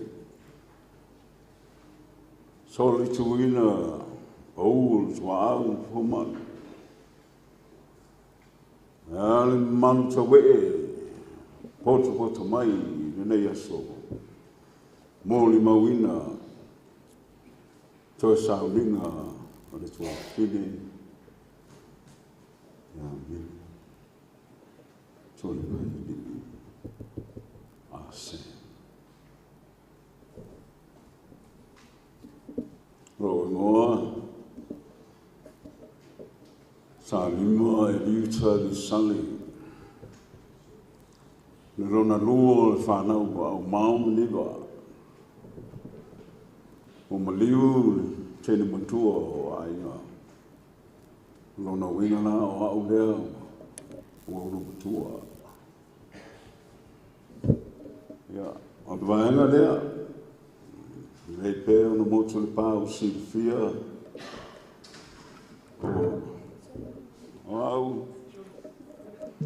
Lo tō whini leo Ioana mai au.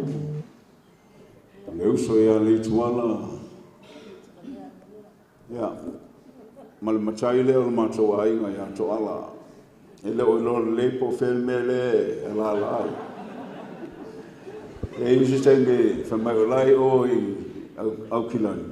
A le haino whanafo atu le Samoa. A le wha. Te wha umaua le nei a wanoa.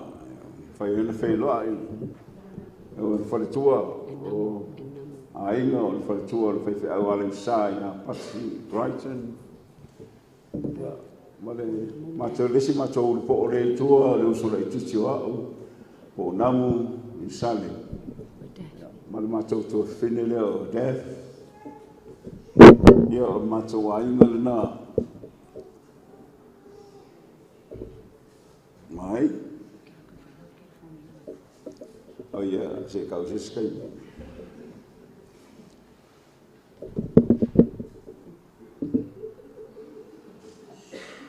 Leo na folilo le va ai no sa le va si. Pocho o yungo ria mai. Vai mo te fia e pe le tala le toa oi si ta so. Sa sobua sa tui mafono. Ai o te moa i taia le pola o vao au te la. Nega ngana o wa le pa ia o le malu malu le tua. Ina nei sala se ngana na lea le tonu le tangata. Sono te le Sofia le ala te whai toa. He o te toe seunga. Manatu foi. O le a ta o toia I no o puna. Taku ele sa. Ai ui lama. Lama. Ngau futalenga o lungia.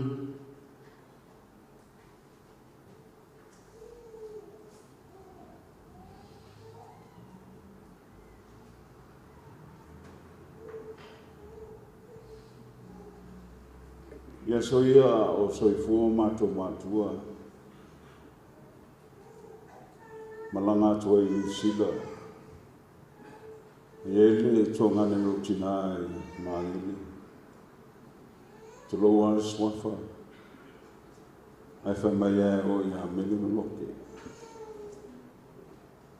Mai lo tina. O I whamailo anko ngā o. Ona e me lo ke o mai lima lo ia lo mo me. Ale ma te no fu forte. O lo tua mai. Le me fai no fa mo tanaina. Le anga lei. Ona so fa ia o ngia. Mo le tina ia me le. I o matua. Wala au le tua. Alo faya pela na ngā wenga. Malanga mamao mai nisi. Ono le whao moe le fōu whātasi mai le whio ngai a mea. Na whio kia me. A whitai no wanga le lei. Nga ulo mātitanga mo le. Ai mōle nei aso. Ia manatu wa vela le whala. Ai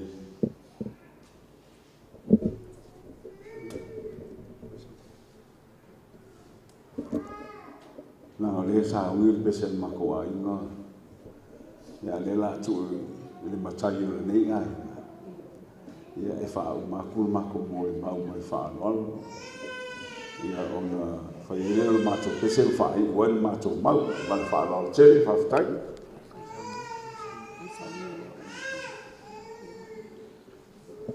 la e na nias vai atu le pau to au mo fo man ai fa fo mai ia o ro fa anga mo po nei a pa lua vo sala ina pa lua ai sa nga ele mana mele ia pa lua ai sao e pa lua ai se a ti ai ia le la pese tu va nga le o te rea te pese langa e wa ue pa uolo ta leo wa mo ia ala amata mai o le mato pese lea anga le lei mai ia marofa anga mo le a fionga ia fotino ia pre fionga ia ufanga wha ia meso le sunga ia toa manuia tato sani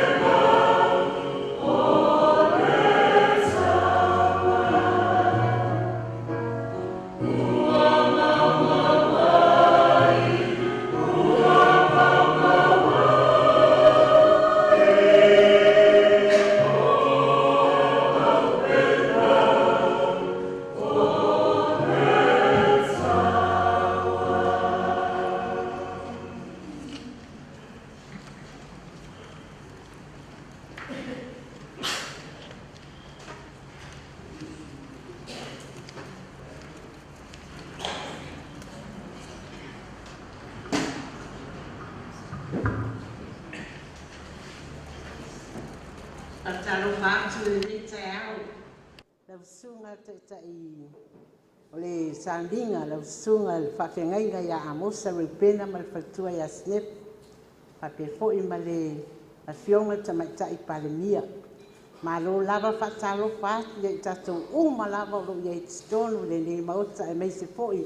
Sunga le li minsta o alala mai o e ato sulu.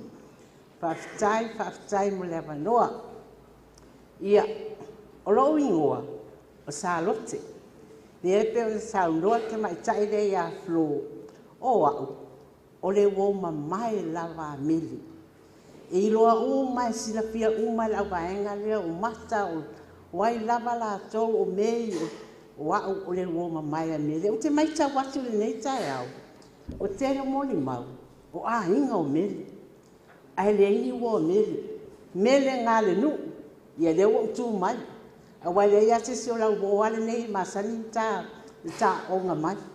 O mili, na ma onga ma fatasi mel kolisi o Samoa. A mata mai e ina alma onga mai ma mafutanga. E tai e mai wala te iloa. O mele, e to tolu ma tolu. O au, o mele, ma lesi ma wo o Elisabeta ma mea. Ma tau nai to tolu, ma tawa onga fatasi. Ma mato wola fatasi ya. O mele, e sau mai sa tapuala. E sau wa ia le pasi. A wale taimi nai le kolisi o Samoa. Iei le pasi. O mele ala e pita ulunga le lofua le ulunga le pasi wa. O ie mo mua o se ulunga le pasi. Ia, o e sa peta. E sa vale mai muli nuu. A ufatatali atu malua fōu. E sau o mea na sau no fōi. Mato no fōi mo umatu. E masa vali le kolisi. Ia a whape bawe atu le pasi a mele. Mato atu o whatali mai mele.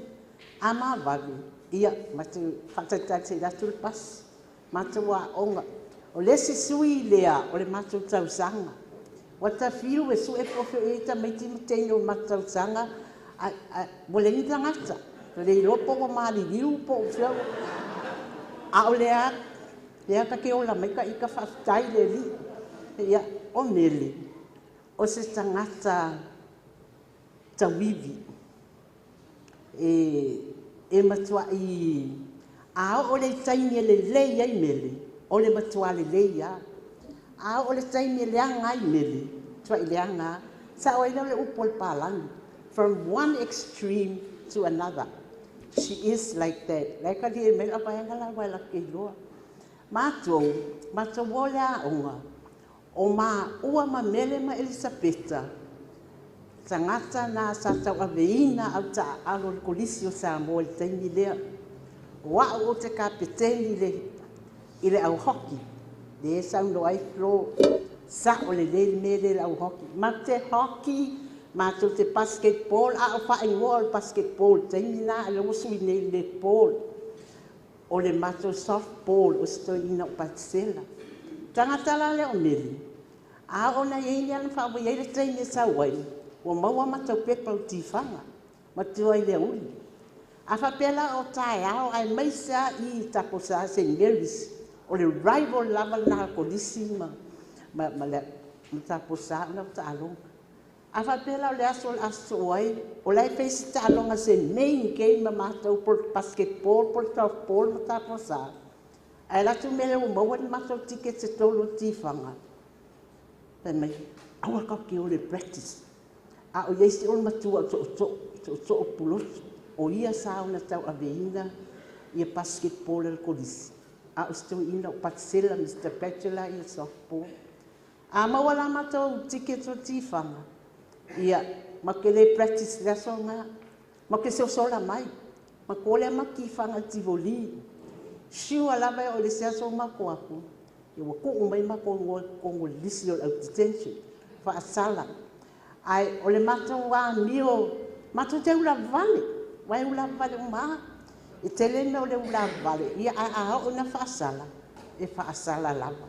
Ai o na utangata lei. E maali e tele mana winga mana lea. A mawani mea ai se vatu lava le malu malu. Ia o ina mati whaamoe moe e wai sau mai tuasa puala matu mea ai. Wa maa ua mapeta. E matene nofo i teia pia. Ia e leini mea ai. ma te o fo i le aʻoga ia e leini lunch taimina e leaini lunch e lei ia o le tuua mai le aʻoga pe a le sau mea le pasi ia o le ainofo foi le practice o le sau le pasi ma tau mai lo le magiagi i mea iai ia sasalapa la e iai ia nofonofo leina ma su eisi mea ai ae o le tagata o se tagata e matuaʻi lelei lava e loto alofa e aga lelei e alofa ia a o le mea la iai e elu o le tagata le nila o le teini lea ia e se iloga e uma le falavelave fakaako e malia mai mele but she's a very generous girl mele pa e alu atu a matatou le toe filoa iai lea foi matele toe fitauli a mapeta ai e manatua pea louaga lelei ma louaga alofa le o sau statu agane lea o manate seʻi tulolo nai oa matai e fia faifai sana upu iā oe ona o louaga lelei ma louaga alofa o se tagata tausi matua o se tagata e leai ona uiga seʻi vaganā lava le ua faaita e mele e tagata mele ia ona faapena ae leai o le tagata foʻi toaaga le lotu e nofo i satapuala matuaʻoga le kolisi ae sa matuau fatasi foʻi laʻoga Charlotte Breksana le e iloa uma e latou ai o tuthala na o le aso toʻanaʻi ia ma te valavalai ma mele aua se uma le vai aso ai o ofo le asā ia ua matou e o tai le laʻoga sa Breksana e aʻo mai ai nisi mananu aua le aʻoga gae faapalagi ia matou e o mai a latou mai satapuala matou atu foʻi matou foʻi nei vaimoso ia o winga ana a o se tagata foʻi e tautua i le auauna le alii ma fai ana mea faaloloto nele ia manuia lava laumalaga faamolemole lava ma loʻu faaloalo lava ma loʻu uava e iaisi ia e iaisi lea e fia fai le talasitama lea a lea o te faaanoi atu faamolemole i lausuga le alii tapiano ma o valaau atu tagata members uma o le skopa ia o te vaai atu tonu i a fio mai luga e le gata o aʻu o le peresideni o le skopa lea ua faatolu atu ou tautauteu mai a o le uō mamai a meli faamolemole i le matou pese i fiatā pe a uma le tautalaga seʻutuagani lea loʻu se ia ae faamolemole lava ia manuia lava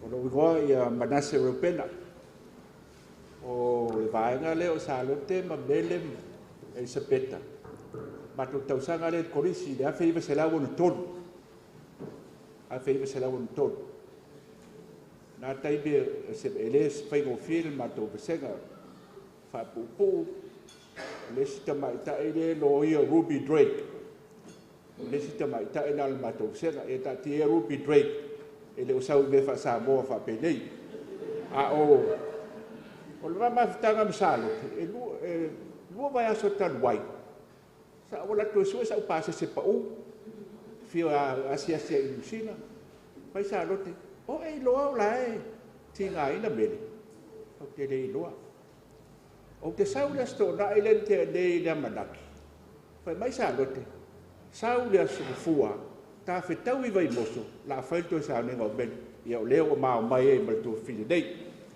na i tala puʻupuʻu ia mele sa o le saunoaga e faitua ia Salote o le tagata tumu le alofa pe o le sanoa Salote ala taʻu atu pea le mea i taimi uma o le matou o aʻu te fifia foi le taaloga o la fai mea auga Salote ma mele ala o te mafaufau po o faafele ua alu taaloga ua e felolo foi se au taalona ia i le kolisi salo e tele taaloga o te leilo Salote ma mele ia tau mai taua so se taimi ai feoaʻi ai le masega ma le masega e atinū mai a mele ia te aʻu o faapea e ai ai se mea e lē malia ai ia mele ia te aʻu ae alualu fetaʻauloa mulimuli o li sale aumao le pe o le pulukalame nofo sa nofo e taimina e loo ansi o liva o lona uiga e malu aiga ona uiga ae ua na iloa e mele o aʻu te tau iā liva ia le tau faamatala tae alaina faapena avaai mai mele ua outou talanoa i taiteini afakasi o le matou vasena E le teina Rachel sia fau se la ka o pea.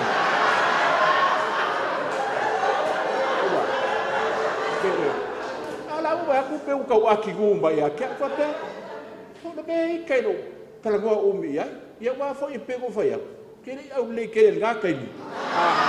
O le ka alo ia e le si ka ba ka awa. Ya o le ala. E umi na wa. Fa stai tele mo le ava no.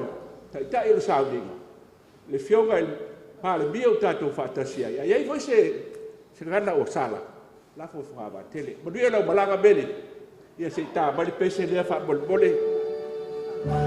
Fa bol bole lama ia scopa members no ilalo. Tem fainta wa fio mai se utu tato pese fa to fa ya mele ngalu.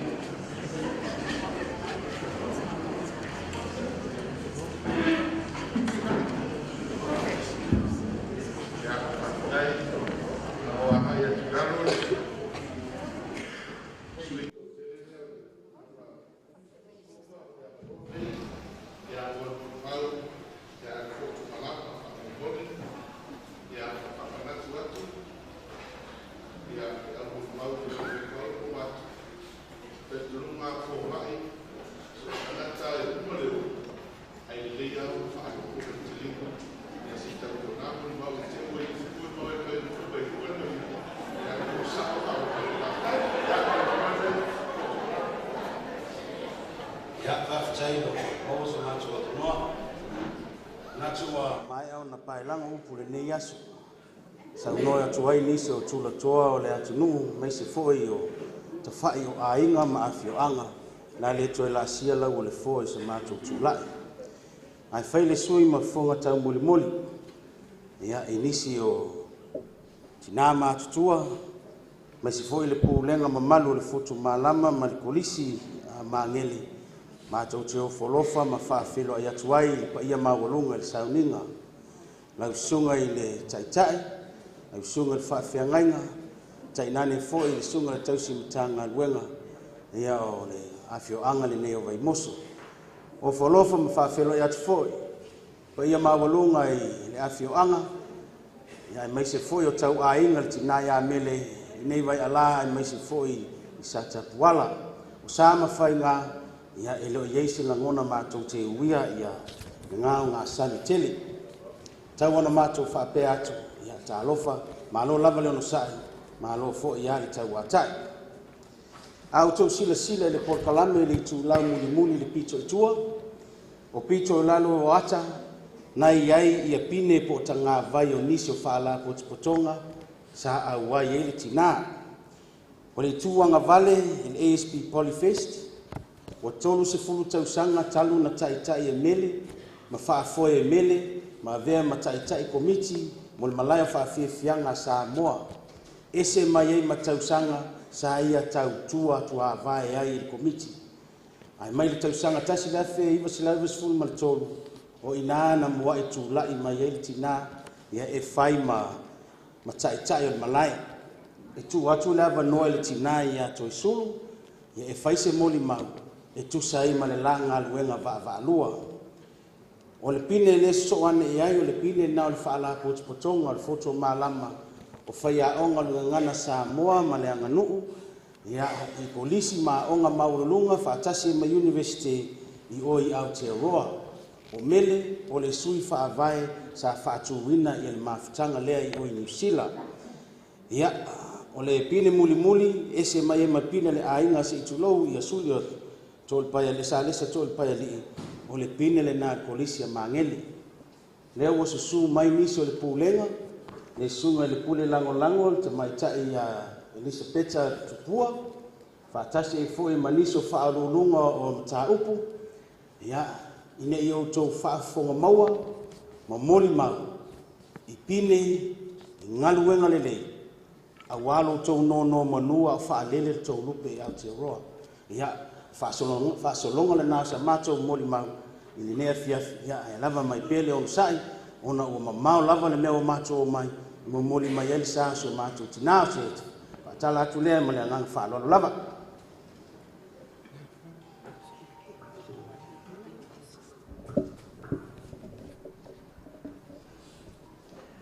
Ia, lo i o te sulu,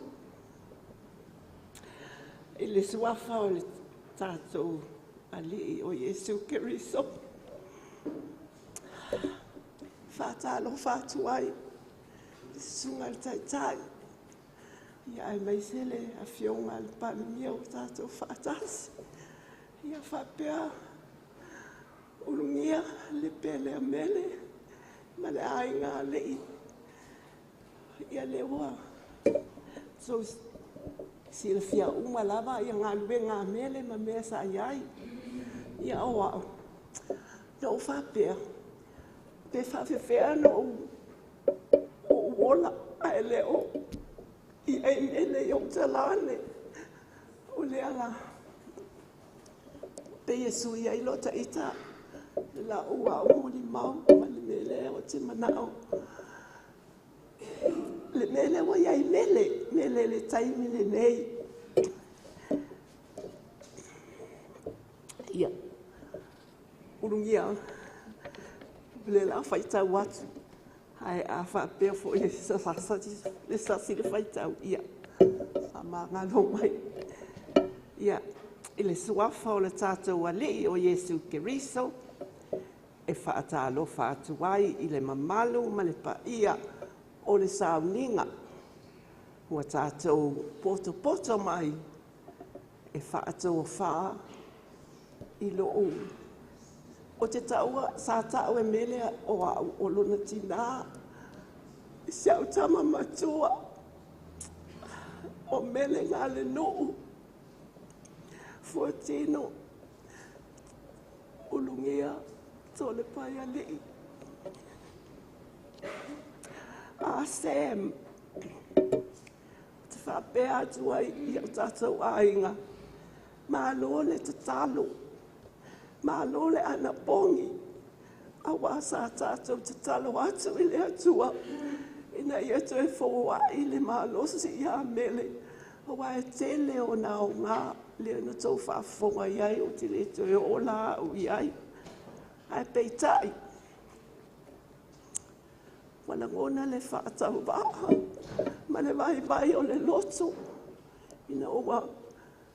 Au mai le whaai unga le atua. O mele. Ua lava lana tautua i ona ainga. Ta maiti ulava vale. Ta maiti popoto. Ta maiti so se lanu lava. Ma so se atu nuu i New Zealand. Ia e whapea fo i Samoa nei. Ia ma le mau mafutanga lea sa ma iai. O lea la. Tātou fina ngalo maalilie. I le whai unga o iai ia. Le atua i le sio tama pele o mele. Wa avatu i lunga. E fia ai. O la ua pese mai mele ma whai mai. So ie te tangi so. Whai. Loto tele. O lea la. O lea wa umana o tangi. O lea wa o fia. O la wa sao atu mele. I lunga. O te masalo. O mele a pito i le o tele i pese a ngelu la iai. A wa a whai atu i le timu le whai so o le maso Polyfest. Ne le wha mule a le whai so ofu. E te a wha te a le timu na. Ia ai tamu e moe ma kiki mai lona. Tu lou lava. Lona bai ia tea o whai mai. Ia va ai. O le timu mai le atua. O le wha manuia mai tātou. O le winga na o nele. E le fia to i lalo. E le fia malo o logo pe a whai e se ngā luenga i whai. Le o tō whafonga i ai. Ai wha au mai le mua i si nele le au e te wa umi. Ai o la ua moli mau. O te le o whanoa noa nei. Wa o fia. Wa te ati ngā sa whetau i mamele. Wa te a le mau asosi sa ngā lue ai. Ma whaati ngā fo ilona fina ngalo i tele o taimi. O lea la. Sei wha uma. O leo feita mai lau tama le wha mei wa too long. Ia. E le se me o e wa ngai email wha mai. Wha ia o e poli ali tai. Ia. O se upu mai le fionga le tua tu lo wa. O te nofo maa. Ina ia o iloa. O la fia mele wo o iai. E mai le whaalinga. O le mata upu e fitu. A o lona whai upu e iwa. E whaapea lona whai tauina. Ua whaalongo ina e au. E au auna. Ua whaailonga ina. O mele o le au auna le atua ua whaailonga ina. A le atua. Ia o le whaitawina la whaasa moe whaapea. Ua mawai atu ia mea. Sa usue a se verse mai le tusipa ia. E whawhetau I na umanatu, I le mea lawa iai mele, ia o le mea la le na umawaina. Wa mawai atu ia mea, o na o iloa lea, whaauta fo I le motu o tangata, e to atele mai atu nuu, ma ainga, ma nuu, mangangana ese, ma whaitau, ua le ma whaitau lia, ese isi. O lo o tutu I lātou, I luma o le nofo alii, ma luma o le tamai mamue, wa o ofu I lātou, I ofu sisina, wa iai foi, lau pāmai o lātou lima, wa lātou alalanga, ma leo te tele, o te masalo o mele apito I leo tele I, wa whaape atu, o iai le whaolatanga I lo tātou atua, o le tie I le nofo ali, a toa ma le tama I maamoe.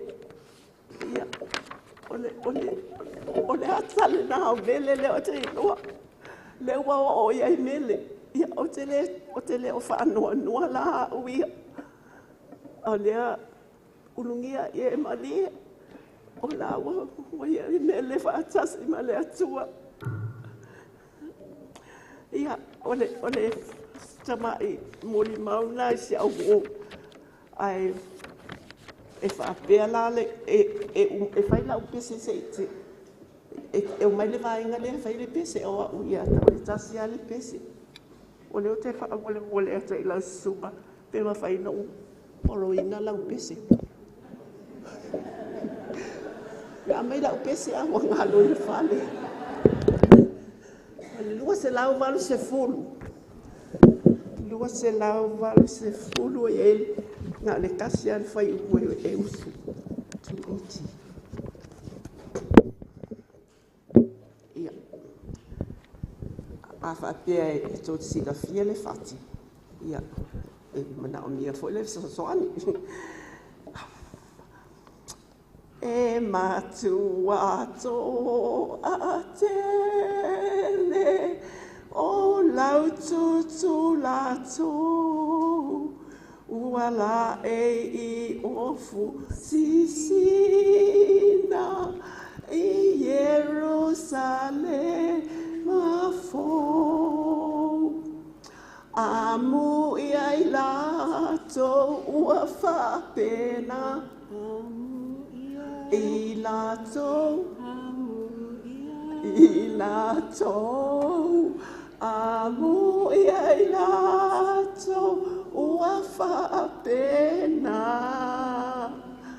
amu ia I lātou. Ia, ona tau mawhaia, mō mele, ia mani ia tele lava, lo whaatasi ai I lunga ia e pese leo tele ma ia whaataritali mai wā ai lunga o te umifoi ia tātou oa umatu iai ia whawhetai a mo le awa noa le la asau ia le mua e whaau mai le mātou.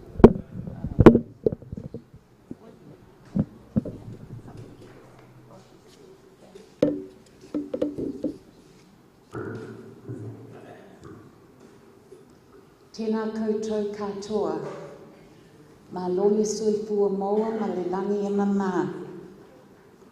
O au o leo pepe Liz Tupua Tale e pā. I am one of the assistant principals of Māngere College. I also taught with our beloved Mele Nalenu'u for 30 of the 34 years of her time at Māngere College. You already know of her outstanding contributions to Pacific culture and languages through her involvement in the Secondary Schools Polyfest. and specifically in the establishment of the Languages Unit at Mangere College. I also want to acknowledge her as a leader who personified our school motto, Seek the Heights. She was a mentor and a role model to staff and students past and present, and was held in the highest esteem by us all. She showed us what was possible with hard work and God. She was MC's, she was Mangere College's first female Pacific assistant principal, deputy principal, and principal, albeit short-lived. Under her leadership, she reinforced the importance of loyalty and family, and by her passing, she has brought the MC family together again. We look forward to the new direction Mangere College will be taking with our first appointed Samoan principal. Mele paved the way for this, and we are very proud and honoured to have been part of her journey. Through Christ, we will continue Mele's legacy at Mangere College, and we give God all the praise and the glory for blessing us with our beloved tina, Mele.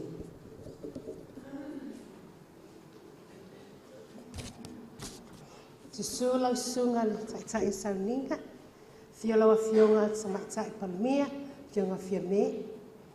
Ia whaapea le au whia upota pata mai le nei tai au. O lau ingoa ma lai whio nia noa li. O au o le whaia o ngana Peritania. O Mele, o lai manager lea o au o le ia 19. Whaapea ia Mel, Melissa Tuala Relay. O leo tau mawhai e watu se ata, e tau wau fia ai le mamafutanga mamili. Na amata na whai a o ngai kolisi o mangele lua festival o sau ese mai kolisi o lele, sifulima tau sanga na o iai, mamafuta lo mamili lua festival. O winga i o mele na o mai tau ninga. Mua mua. Na whaile wha mawaenga Wasunga e ale moa. Ona wasola le moa mai kolisi au lile, wa alu le university wa Kilani. Wa mai le ainga, wa mai whaalua longa. O mātou ni o matete, ona a whai wha mawainga, ia na le ave o le mea alofa ale staff. Ia o matete, wa mai whaalua longa le ainga o le moa. Wa tele na wa. Whai mai mele, malai, sauni o e whai se tāna le ainga. Au isi whai a o woitua, tau su e meidi supe, e tali atua i a inga. Le sona maua mai le taimina o mele. Pei a tangia mai, e te le alu wha sama noa i se mea. Ia e alu o e sauni, ia e alu sauni uni. E pei o le tato anganu, e te le alu wha tamala i se mea, ia e alu sauni uni. Longa lua. Dona lua, sulau. A whaini whai ngā ai te tonu o le mako safu. O le meo te mai tauina, mau te a ai momua e mulia na tau mawhamele. O te whiu te whai si su mai a oe, ta mai tai sui pule, mai le ai, se lona uman tau sami whai a unga whatua ai. O lona tau tua, lona anganga tau tua. Peo te whaasauina uma ia mole mauli nei aso, o mele o se tangata e tautua matavela. Matango fie lan tautua, moli mau maita maiti aunga, whai aunga, o New Zealand atua. O mele, o le masiofo le a mangeli. Mo te whai ngua ina mātou whai awa Pasifika, o mele, o le mātou masiofo. Polyfest, peo ni sau noa iei professor. O se festival e matautia to tele tangata au mai, a whai a o ngā mea, a kolisia mangele, 5 leono vai ase o whai. O mele, ti ngā le pisi le tele o nga luenga whai. E sau lava, e mata, ia ngā mea tamaiti, o ila stoa nai. Te whai atu mele, te ale ave te malolo, te ofo, tele o nga luenga whai. Ai te sau lava, e o pongi le wha moe moe o tamaiti. O lona loto lea, o lona agaga aua ne faaletonu se mea o le maumafutaga mamele po o le ala pisi i fea e iai ava le tau faamanoa e mele lona taimi moa aualu ati mai sau tatalanoa o ā mai matalanoa ma matali e a le vanao mele malamalama palagi tonoa kolisi ma i mele faasamoa le tamaʻitaʻi o ā mai oe ia no tali faasamoa te le fai matalanoaga ma matali e isi matalanoaga mele alamo le fai se soafa matai fa mai mele vai e tu sapele ai so ua matai o te fai o fa lave lave mato ai le mol mauina i mol mau sa o lele saunoanga tina isi matalanoaga skopa ia wai taula mua mele i lea skopa i nisila fa mai ta la mo le sa fa mapopo me skopa o fai ati te alu atu fo isi tupe lo tele ia fa lave lave mato fo ainga o le si mena o mautinoa ia me le tamaitia kolisi o magele World University o fou atu kolisi o te ala tutonu lona ofisa o loo iai tamaiti o laua tausaga moamoa i le University of Kilani o te lafa mai mele sa nofa mai i le se uma matou fono lea ia na fai le tatala o faalogologo atu o le talanoa mele alauni a tamaiti ia maua mai le University e lē gata le loto mele ia manuia le whana. Ai o le whaasoasoaina o le alauni. O te i o whapea, e le ngatanga luenga mele tono potua unga, e o atu i whafa. Whai mai le tala mele le stamaitai, a wane i ngalo, se lau tālai avena i o mātua i vai aso unga. No nofo le mo whapea oka, se alofa i nā te le. Mele, o e whaia mea silisili mo i mātou o ta maiti i au Kilani. E mauti doa ma mautu loa lofa ia te i mātou. E mātango fie loa lofa i le kolisi o Mangele. O oe o se mea lofa na au mai e le atua mo i mātou. E wi lawe na pu le mamafutanga mamili awa malie atua o mātou loto i le tautua si o mātou tina. Si o mātou tina peleina o mele ngale nu i le whaangaloina oe kolisi o Mangele. Whalo lava whaftai.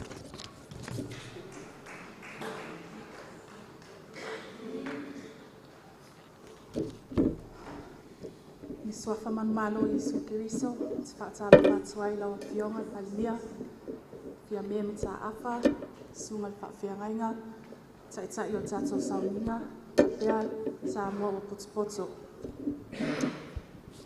A vea ia lop leo whaatau waa, e whai mo fonga moli moli on mātou mtangu luenga, o ngana ese kolisi o Mangele.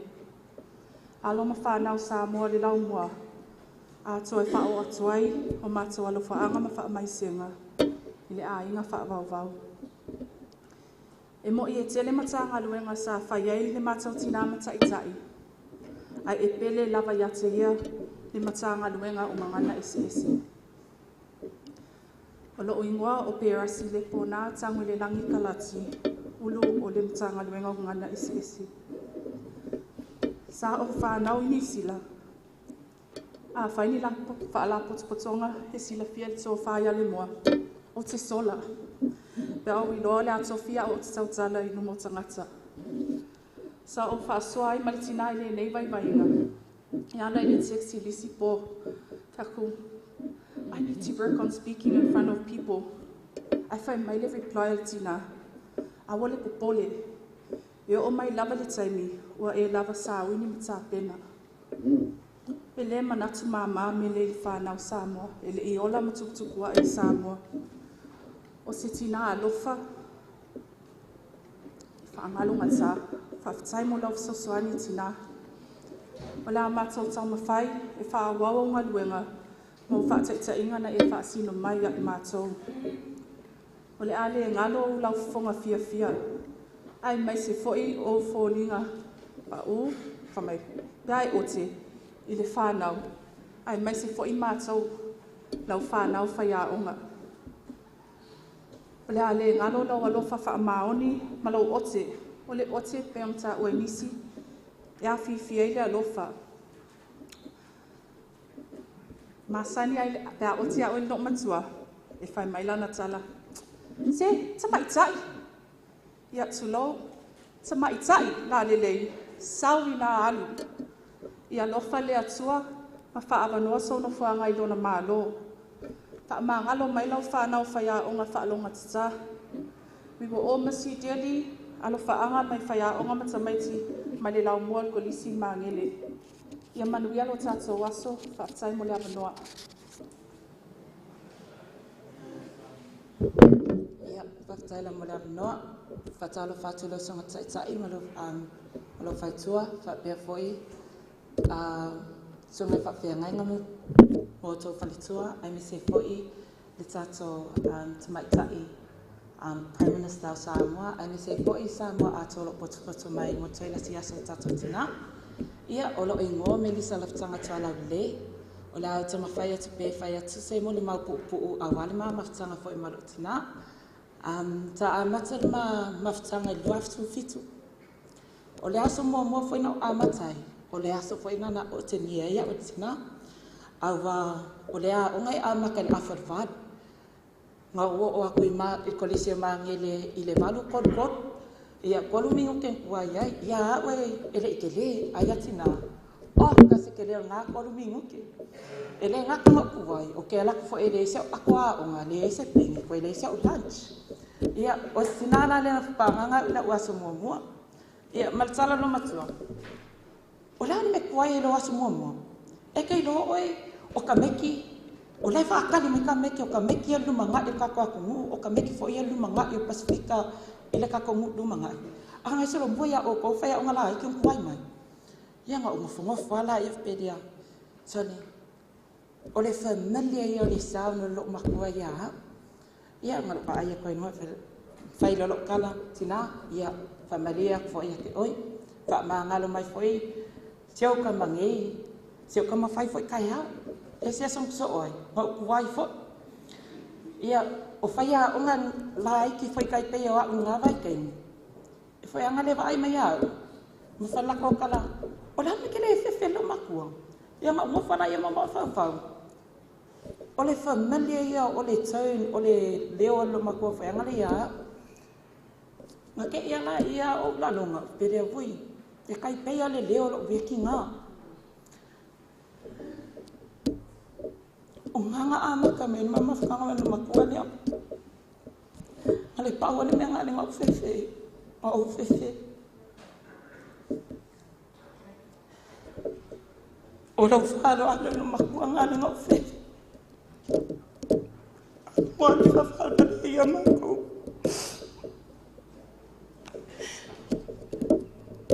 Ngā mawhai ei. O ngā ke le. Kele mea o nganga mua me lo makua. O lo makua ko i le ngā nei. Ngā mawhai ngā mako loko kele. E challenge le kale o system ki konga mako ia o ngā. Tina. Wa e sola i le uma. Kele o kakana ngō. E whawhekai la vai lo alofa. Whawhekai la mamoa o ngā lei uma ngai whainga te ni ka mawhakanga. Lofa ame ele mawai mo oi tina. Ia mo se o kwanga. Ile la. Love it tina. And we'll try our best to make sure MC continues on the legacy that you led through us. If tell them what I'm not. E tangia le fatu, fatu malele.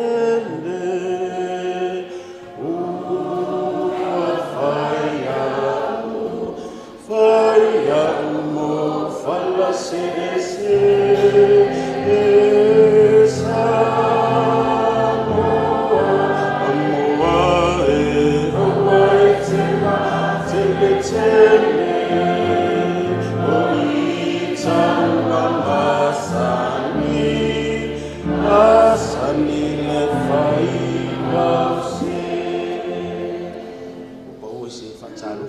fionga te mai tai palemia o mātou tangata ia malo lava le onsai o toi manatua le pese lea ina ua whaamatala e swhaifi au o lali e o le vaitau na tusi e le pese o le vaitau a mata na o ese whaia o ngā papalangi ai fotua i mai whaia o ngā Samoa ia ona le fia i le atu nuu le ina i laina te le fia whaataua le mafuaanga o le pese au te fia whaataua le toa i titi o tangata Samoa sa tau avele ngā luenga whaia o ngā taatia i nei au o New Zealand se a mauni whaia o ngā le vaitau le fitu se fulu valu se fulu iwa se fulu le lua afe se fulu wa mata na ai matato vava ai suinga kolisi leo mange na wa mata na fainalo practically mili o fitu ia e to ititi fo ia faia o nga Samoa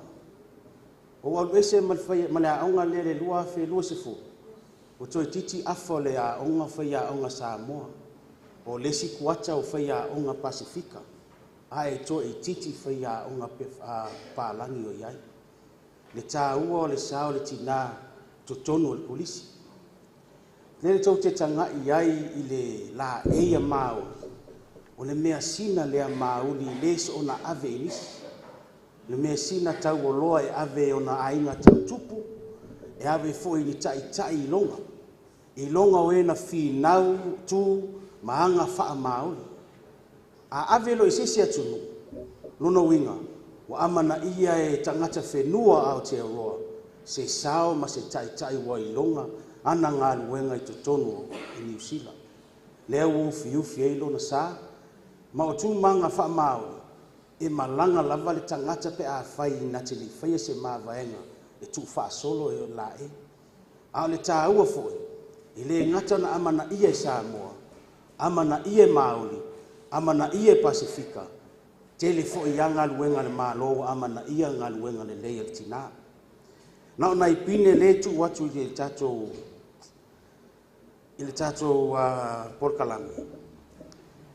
Ai o i tele fo isi nga luenga le fie fai ese mori mau. Ma lau whaafetai fo i le nai le tina e lona whaaya. O tele i loa po se whaaya, po se whaasatau le mea mele leo whai i atea. Po se manuia, po se avenga wo nofo tu mai ia tea. O le ASP Polyfest, o mātou na ona watu e whaife au matautua. Au e ese ale nei tausanga, o tele o ngaluenga, o mā vaa lua ma mele. O whatu ia mele, la ele tausanga te wha mā vai ma nei mea. E te halu loa oi, na mātou o umalo e muli, ai whaitalia le Polyfest, o tele teimi alia o ngā siwa. Tala mele, a o waile a whai. Aua nei o waile a whaia. Ia, nā pauhana le tala.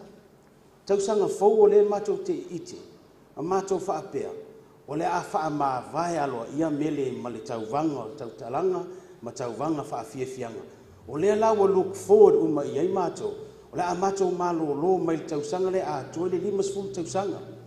Peita i ane, wa whai le lo matua le awala, le a whainga tāiona mātou wha mā vai ma nei ngā luenga. A o ngā luenga ma le whatu na e tutoina i o mātou loto. Sa ia whaafoe, whaatūlanga, ma maka foi pepa suenga a New Zealand a toa. Wala na le na olanga ngana Pasifika, na le leile whaavai o ngana Samoa. O tasi whaia o ngā sa a wai ma loto o mele. Nau a mata le luafe ma leiva i maangeli, tai tau waso lava ta ita i nei wha ala potpotonga ma nei wha atasinga. Pau ala me fai, yes ma'am, no ma'am, 3 bags full ma'am. Lei ma se tali, wa a tali, ia, o lei ele tali fai mangi, e fio lolo lava le fefe o fai a onga nei lo le fefe o tamaiti. O wai matua asili atu na mato fefe ia mele pe a olona i lona sa wa ma lona toa sa. Ia, na ona mato muli tai. Na wha maa vai, ai au noa ma se tala noa mai o ia la wha maa vai ma le o fisa leo le NCQA. Ia, o latu lisi tau sanga, tate maka pepa mai, nā watu atu ia ti oisi au tama le nā ngā luenga. A venga lona lua le nā wanofo matu mai. Yo fo i lai ko lisia mangeli, o mātou nei wo esi, e tatai mai a mātou. Tasi ale vili, watai loa, e ile mele watu.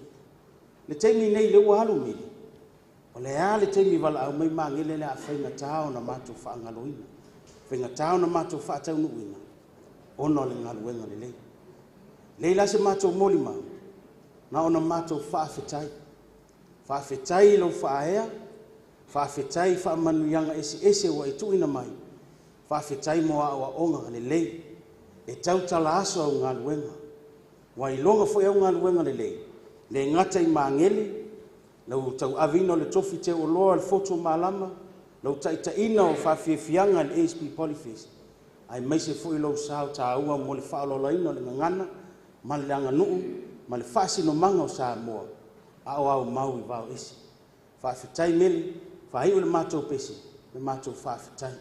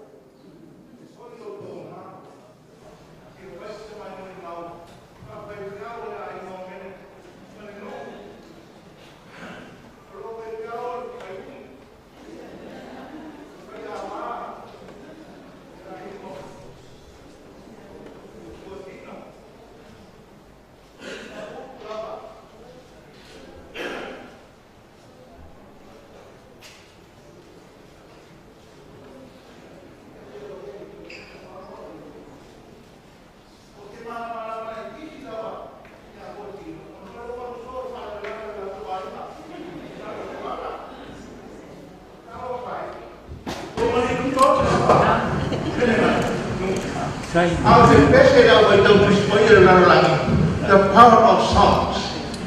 Oleh maroso pesi, na pai tau mai ai, o tau mai, na pai tau, o tinga ainda le o Cristiano pai tau.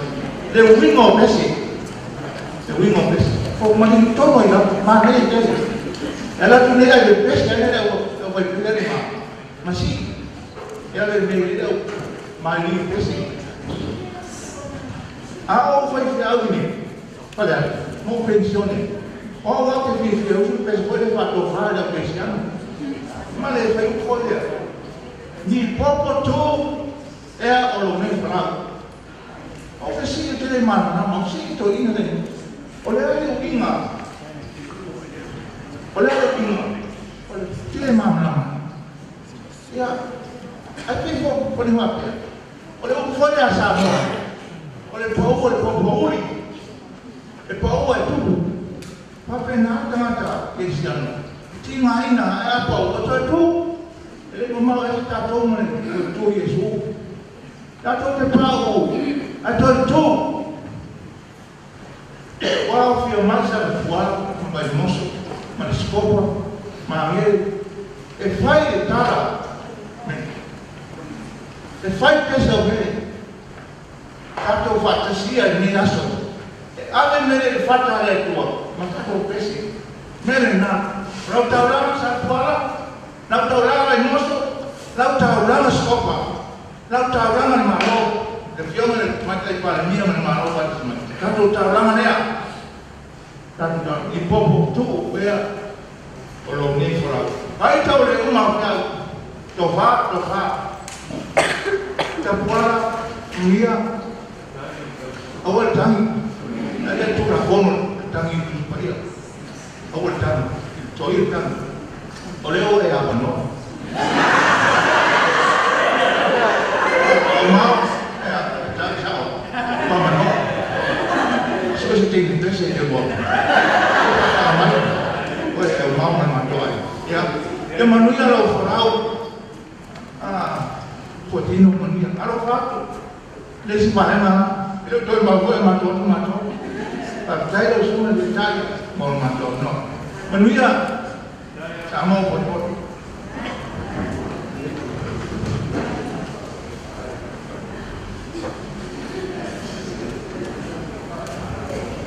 Ya, pandai pun bela pun hai pun mal. Ya, dai. Ya, tolong. Dia foi a mato tinaya binesa ya ora ba la sale per pon mato no che taya ba ni pun mal ya ada pon ne ora nanti de suba terus tanga bega ya venda ta ta sana te pun ba usesi ai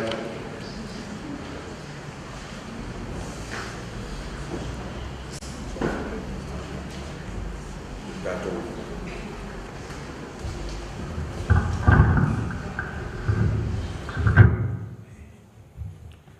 tātou whamolalo i mo le tua ale i tātou tālo, tātou wifo matā.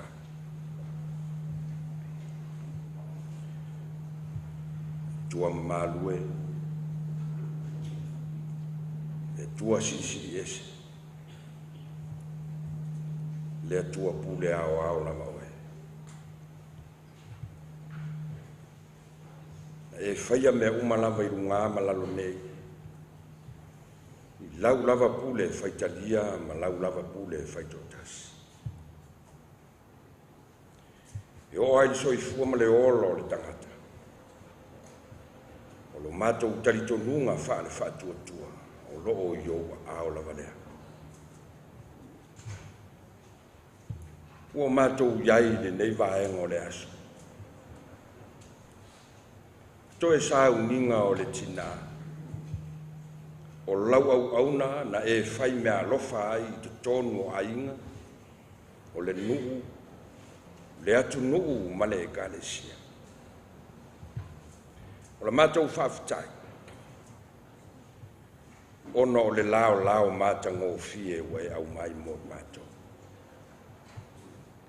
Se yo mātou whaasoa, se yo mātou tala, Io na o ngā maona mātango fie, na sasa mo i mātou ne.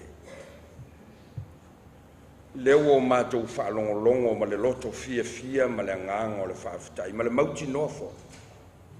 O se au na sa e whaamanu iaina lau au. Le poto ma le atamai. Le ola finau ma le ola atina. Le ngata o atu nuu nei o sa mo, o atu nuu e mamao. Lewa malanga ma mau mai, se i tala lona sao ta ua le ngata o aonga o ainga, a ua o foi le atunu le tau wha mau popo ina o alo ma whana. Le li ia le ala le langa ai le loto fia ma le nganga whaafitai. O se au na ta ua o ngaina. Ia whaafitai foi lo whaavano ina o ala. Nai whanau malanga ma mau mai ma ainga. Mori mai le sao lo mātou tinane. Whaafitai tele. Teli tono le poto le lalo langi o ta pena ai ala. Wa ano le soifua mau. Au lea lava ua pi nea lo ua lofa tau muri. Ina ua e mori mai le tina. O whanau ma ainga e maise o le tama. Wa mātou au li ai le nei tae ao le sa uninga whama mai se o mātou tina. Leli ie, le fo o mātou mata. O ainga tau tupu, o ainga tamali, ainga e fia, wa lotu mai. Se i tongi maa, ono o lau au na, wa e vala au ma wha malolo i ana whea.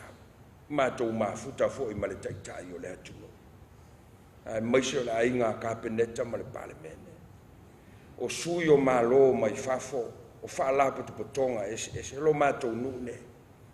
O le anganga lava le tasi. Ose au auna sa e wha manu iaina. E ta uaonga ina te lelo na sao mo i mātou. Mātou ala langa ia le loto ua wha malia ina. Tama se ua malie lo alofa. Ua malie lo wanga le. Malie lau tausi ua malie lau whasoa. O le vi inga o le wha manu ma le wha netanga fo i lava i lo swa. e le ia se faiva e asa mani mau mau.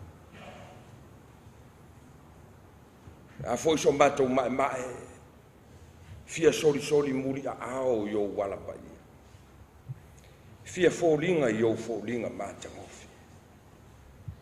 Ta maa e matou te whaia ina la. Matou te tō I lalo I le telo tai. Iei fōi lo matou te tonu. E whapena fōi si o matou tinane. Matou whato esi. Loto wha maua lalo ma le nganga o le wha alo alo. Le alia lo whae. Wha maa ngalo mai matou. Wha maa ngalo lo matou tina. Wha ma maa ina o ia I le toto pa ia o kebisu. Sau ina I matou uma. Matou wola ua tō lava mō oe mau whe auta. Pena se tai au fōu, se tangata fōu. A o e fua ma fōu, e wala au ma whaau whale lau au na le maota ua e te pēna. Nga alofa mai. E lia lo whae. Ma tau te teli tōnu e o teimi whainga tānei o le soifua ma le hora. Ai maise o le tamā, masi whanau o tū. O mātua na o mātou tutupu, maola mai ai. E whainga tā leanga ua mawhanawhana mawhita. E whainga tā leanga o lea lofa na o mātou whalongolongo I aile nei taea. O lea lofa e whamaoni whana. Mātou te wala au lea lia lo whae. Whauru whale maia loa nganga mawhanwhana. Nofo fi mahalie ai fina ngalo maloto o le tamā mo le whana. Ia wane I mate le la mepa o le whatuatua. O hala uma nei. Wa uma na e wha iloa ia I mato. Le ola fōu I tua atu o le oti. Wa uma na e manu malo ina ke viso. Le ai se malosi o le tunga mau. Le ai se malosi o le oti. Ua tū maua lunga lo wa ao tamta. Wha loto te teleina I lato. Ma ia maua lunga I ainga. O uo ma au mea mamae. O kolisi e fia I le lalolangi o mātou wha tasi le nei aso. Wha loto te teleina I lato. Mātou wha au ia ana ngā luenga mātango fie pe o na tola ulauina I le nei aso. O pine ali ia le ola pea o lo mātou tina. Ta lia mai alo na nganga. Le li ia lo mātou tua, whetalai ana. Le au na le ia ma le whamao. Ulu whale mai I le fia o lo wali. Au mātou ta ape. Fea le tū, fea le tafa o le lalolangi o hau mau mano nofo ana. Leli ie wha moli yo ao anga lele. To e sauninga, mātou wha mawai atu. Wa nā o oe lava mātou te loto te tele ai leli.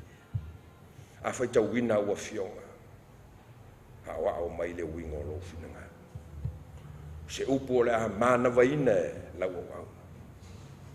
To whatu moana ina e lo wanganga. Sulu pea le soifua whatuatua o lau whanau. Ma ia whaua lunga pea sovi inga nei se ia o I le whawabau. O le nāla mātou talo e ofa whaatasi atu ma te talo lilo. Whaia lo finangaro. Aua lava I o mātou. Iesu ke viso whaola o mātou uole ma wala awa tuai. Amen. Amen.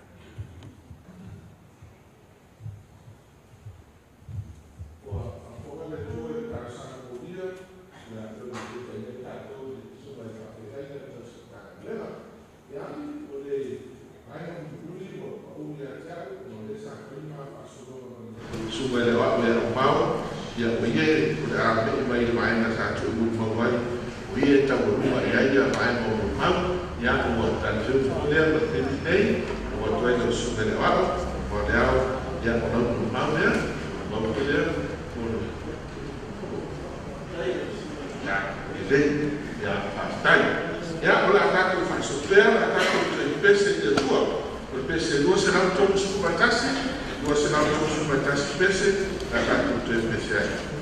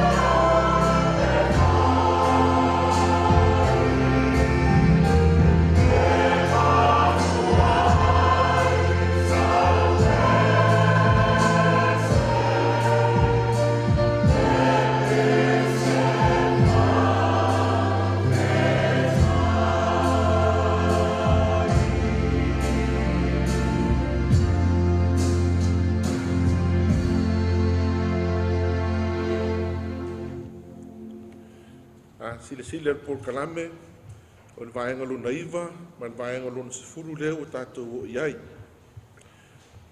O le upo le taitai, mua muana, vele wanoe mo le atoe le whaaftei tele. Ia i te mai a ungia mai se no fuhalo, o le paia o ainga, o wofo e mau me mai, ia e mai se foi o i lātou sa mwhai o na mōli mau, ia i le soifuanga, e mai se o lātou maafutanga, ia ma le tina ia me le nganu, to al paia li a Sam. Mai se o le fia ngā o le wanoe mo le atoe le whaaftei tele, le paia man mamalu, tātou atunu mo whairon tō wafio mai, su mai mtala mai au, ia tātou te au wai to e sauninga nei, ia o le tina ia mele.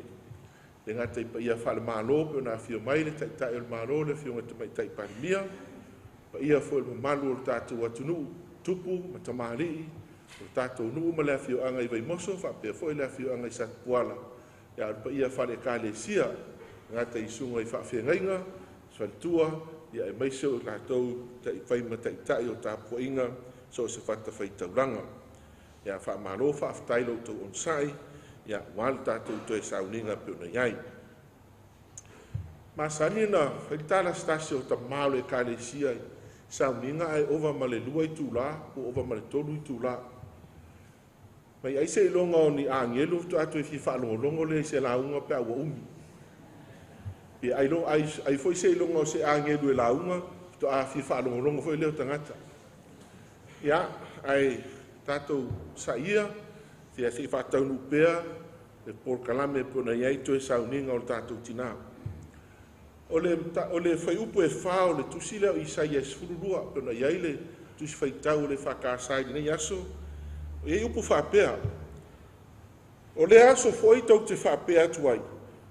Ia o tau vivi atu i le ali. I nā mala au atuia i lona swafa. Ia o tau whailo atu i nuu o ana ngā luenga. Ia o tau tau atu. Ua vi ia lona swafa. Lo whātau aina le manatu au tu o le nei aso. Whailo atu. Lo ua ngā ngai. Tell out my soul. O le mtaupu le sfurulua le tuse Isaia, le tasi leo pese. Pese o vi inga, ma le whaafutai le atua. Ona o le tongiola, ma le whaaletanga uia saunia. E ala i le mesia na wano ia, i le mtaupu le sfutasi. O le vaenga o whaatau waina le pese le nei. Peo iei upo o whaima matua. Ia o tau vi atu i le ali. I nā mala au atuia i lona swafa, ia o tau whailo atu inu ese ana ngā ruenga. Ma tau atu, ua vi ia lona sumafa.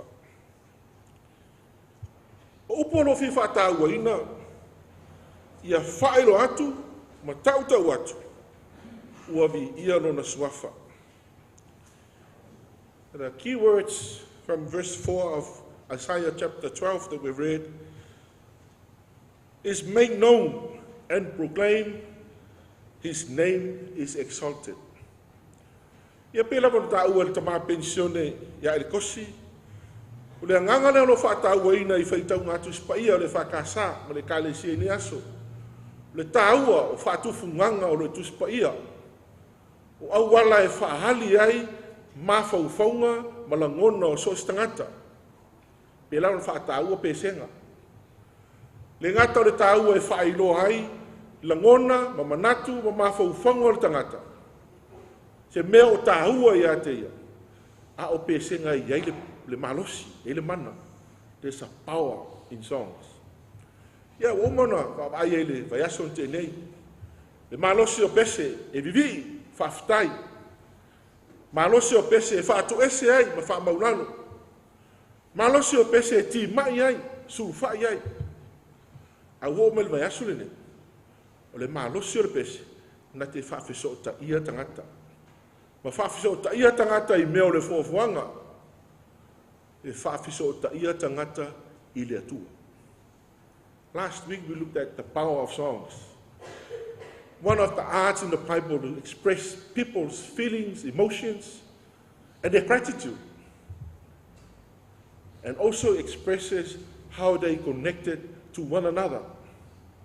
This week, The power of songs is how we connect to one another, to the creation, and eventually to God. Wala wala lea wa onga I loa I tātou. Ele eise paua I le pese lava ia. Ele eise paua po se malosi I le tangata fatu pese. Pe au noa ma le malosi o le atua. O le tasi lea me alofa le atua I le tangata e ala I fatu funganga, ma tā leni maanga waa. Ina ia whao ngai na ilo na ola, maro na soifua, maro na mas, I pei o se pese a le atua. Nā te whailo ai le nganga whawhitai, ma le sili ese o le atua. Ma ia whawhiso o tai ai, le nganga o le atua I mea umo le fōwhanga I leisi tangata, ma leisi tangata.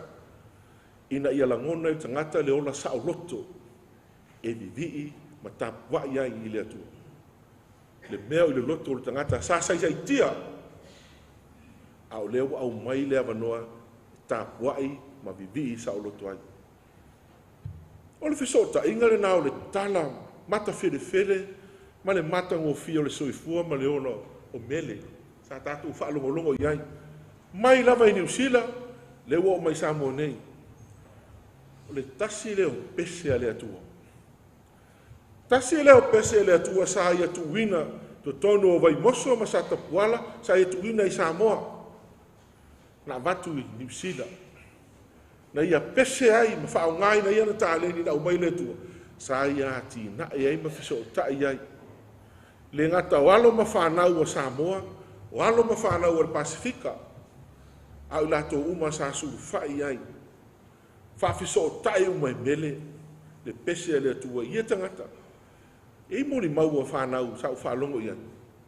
Sui ai mele lato career paths. Sa tau ma whai I bea whai ngofie. Tas ia le vai mele alu university. Na ia va ai mai loa mea ele I loa fo le tangata ia ati ele va ai mele. Ai sea, ele ono le malosi o mele au le malosi o le atua. Le tāleni lea po I tati whaalong. Po lea lava lava le whautuanga mele as she counsels each of the students of Mangere College. Always concludes, and let God be your guide. That's the power behind Mele as a song that God brought into to this world.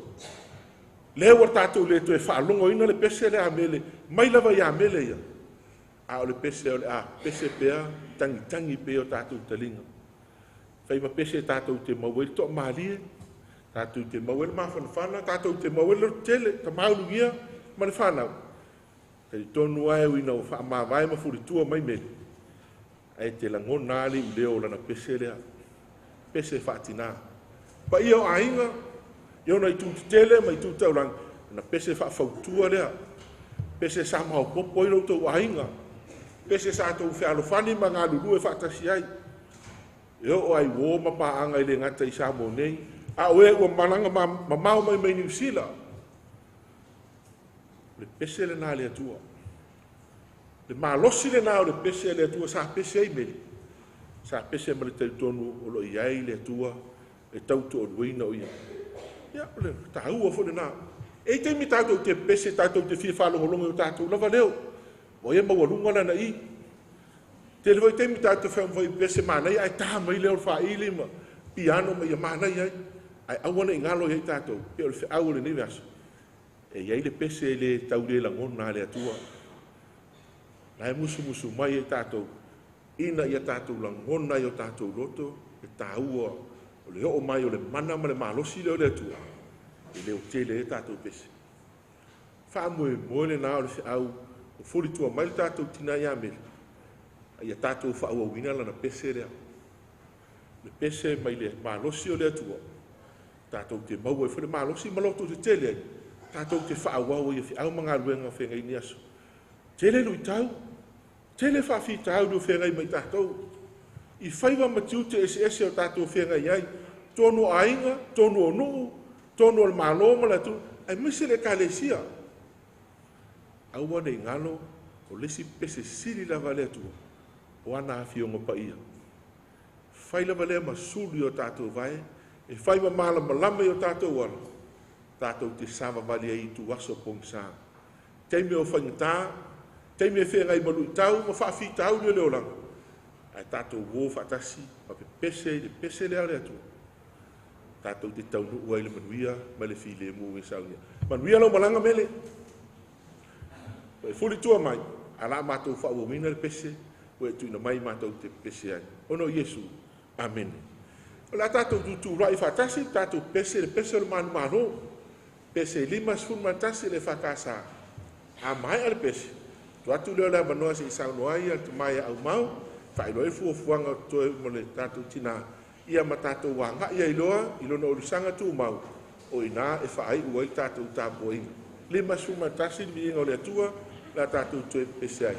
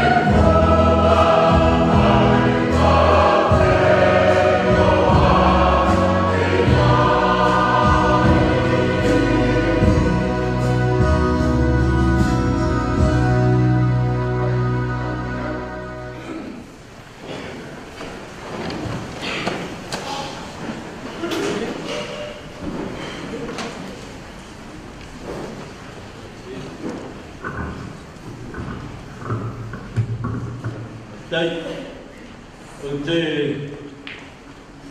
tulai ai le aba matinga tele. E whai masui o le matou ainga e te o na komaina mo i mau. Ia, na mesia o tō whāwhi tele. Ia, le ngatai le hionga nei, wai moso, ia esa wala, na te o atu le te Samonika. E whai masui o matou ainga mai whafu, langa mai mai sila, ia, tā moni muli atu se whātai. Lo sunga te tai, lo sunga moso repena, pēa le sunga ile, tausi tanga luenga lo sunga whapea. Pa ia masa le tua, tonu o le whionga nei. Lo sunga sale, pea sunga i whawhengainga taulangi ki o mai usawani sa tua pai i lea dai no tu pai ea dai i upu ti mai e mai se le ngāruena teli o mata mo fia i eso tele apa sa mo tātou awa manatu tātou o whawhengo fia o vela whalo lo fionga i le tu mai tai pāle mia se wau au tu teme le so o maurunga o whaatupu o whaatamari teitele i le fio mai o oe la o snipo aia o le ao malo sa loa e mai sele ma lo e tata ia i o le tupu ma o na e o le ias ia i le ias e sa moe wa na tu whalo i na man sa moe o le mausa o me e le se sa moe e silia tu ngolu le whakatai Whakatai e tō whau mia le mat whanau tu lai tuai. Le nei asa a se ua ula. O aina mina tōna e whio mai ma sigi le whale asu mua ni maunga. Io e o mana tu le hapu. I just want to thank you all, my family from New Zealand, Australia. Thank you very much for coming all the way. Le moa, ia oe o nisi mai mos whaatai o le mate mita po ia oe whaatai na sun. Leo wa whaafonga tātou, ia utou sāpia whinga, ia ma se tau tua whaare a whao mena.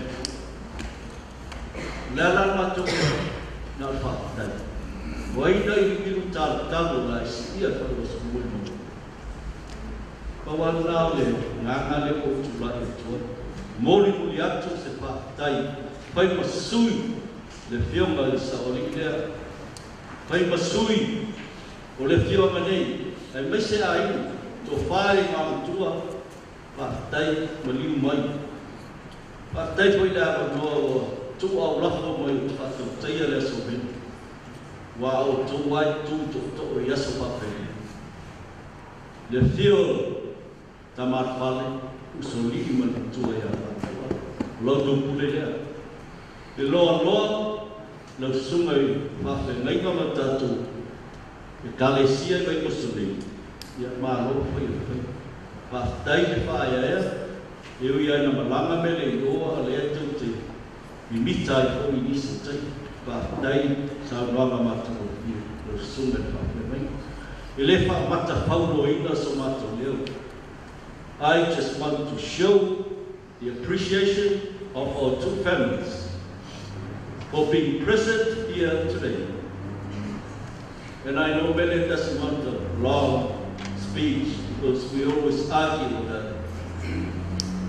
But I just want to show how we feel how we're happy to host you at a special celebration of your life. Thank you, Joseph Sunde, Matuk Tano, yeah, Penalo to Winner, Olofi Malo, Sunde, Penango, yeah, Wale, Pafale Man, the few Ango, Tamal Faleo, Soliman, Toya, Abe, Tainando, Tuai, Unema, no Maria, Lewa, Puri, Toya, to Arab Tifia, Yamatato, no Fiumal Saudi, but Tai, Tato, Aimas, but Eo Sat Walla, Telema Yaba, Ili, Civil Lake, Ole, to Au, Maungan, Tai, Loto Pulele, Ole, Famo, Moe, Pai umole salminga nei ia la moli atu le tino maliu mele na utole fanua tano nei ai tau po nam Ia, ili muri tua o tāwane mai, tingu tō se tā, tōnu nei. Koe whaini sia tātou, whātaina o whia mai le Palemia, o e Samoa mai te le whia Samoa, ia whātai, lau pune lea, aia whio mai a upo e whai iana, aia i atu no wasa o atoa, mālo whātai, ai tātou will be leading or following the casket to Bonamu, where she'll be laid to rest. Ia na toi whai ia o isi tātou tau. Amai, tātou maroro mai I le mea sa ta o toi ana pōma le sa soi puai mele ia o le lawa na ia po maolo ia na whai wai lea o sa mātu lea o le tāsanga lea. We're going to lay him to rest and then we'll retire to our homestead and residence at Balai, just down the road for, you know, the normal traditional farewell. Dai Yesu, dai Mojo, dai Yesu Mamala, no, we'll have to us.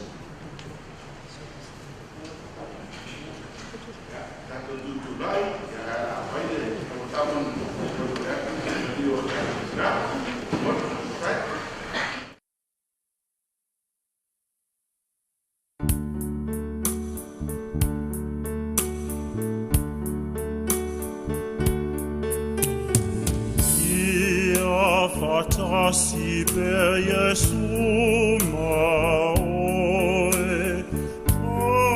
ausiate oilo pene,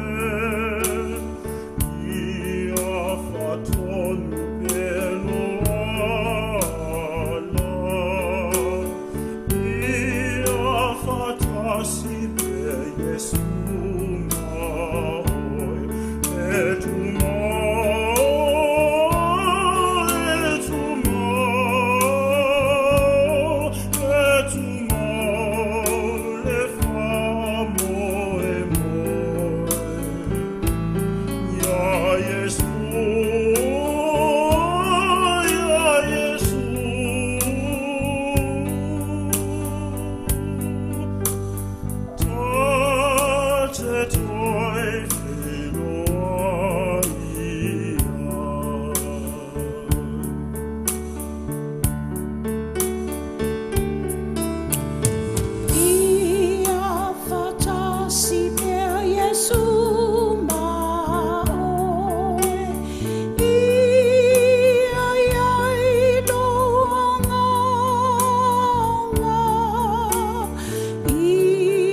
to my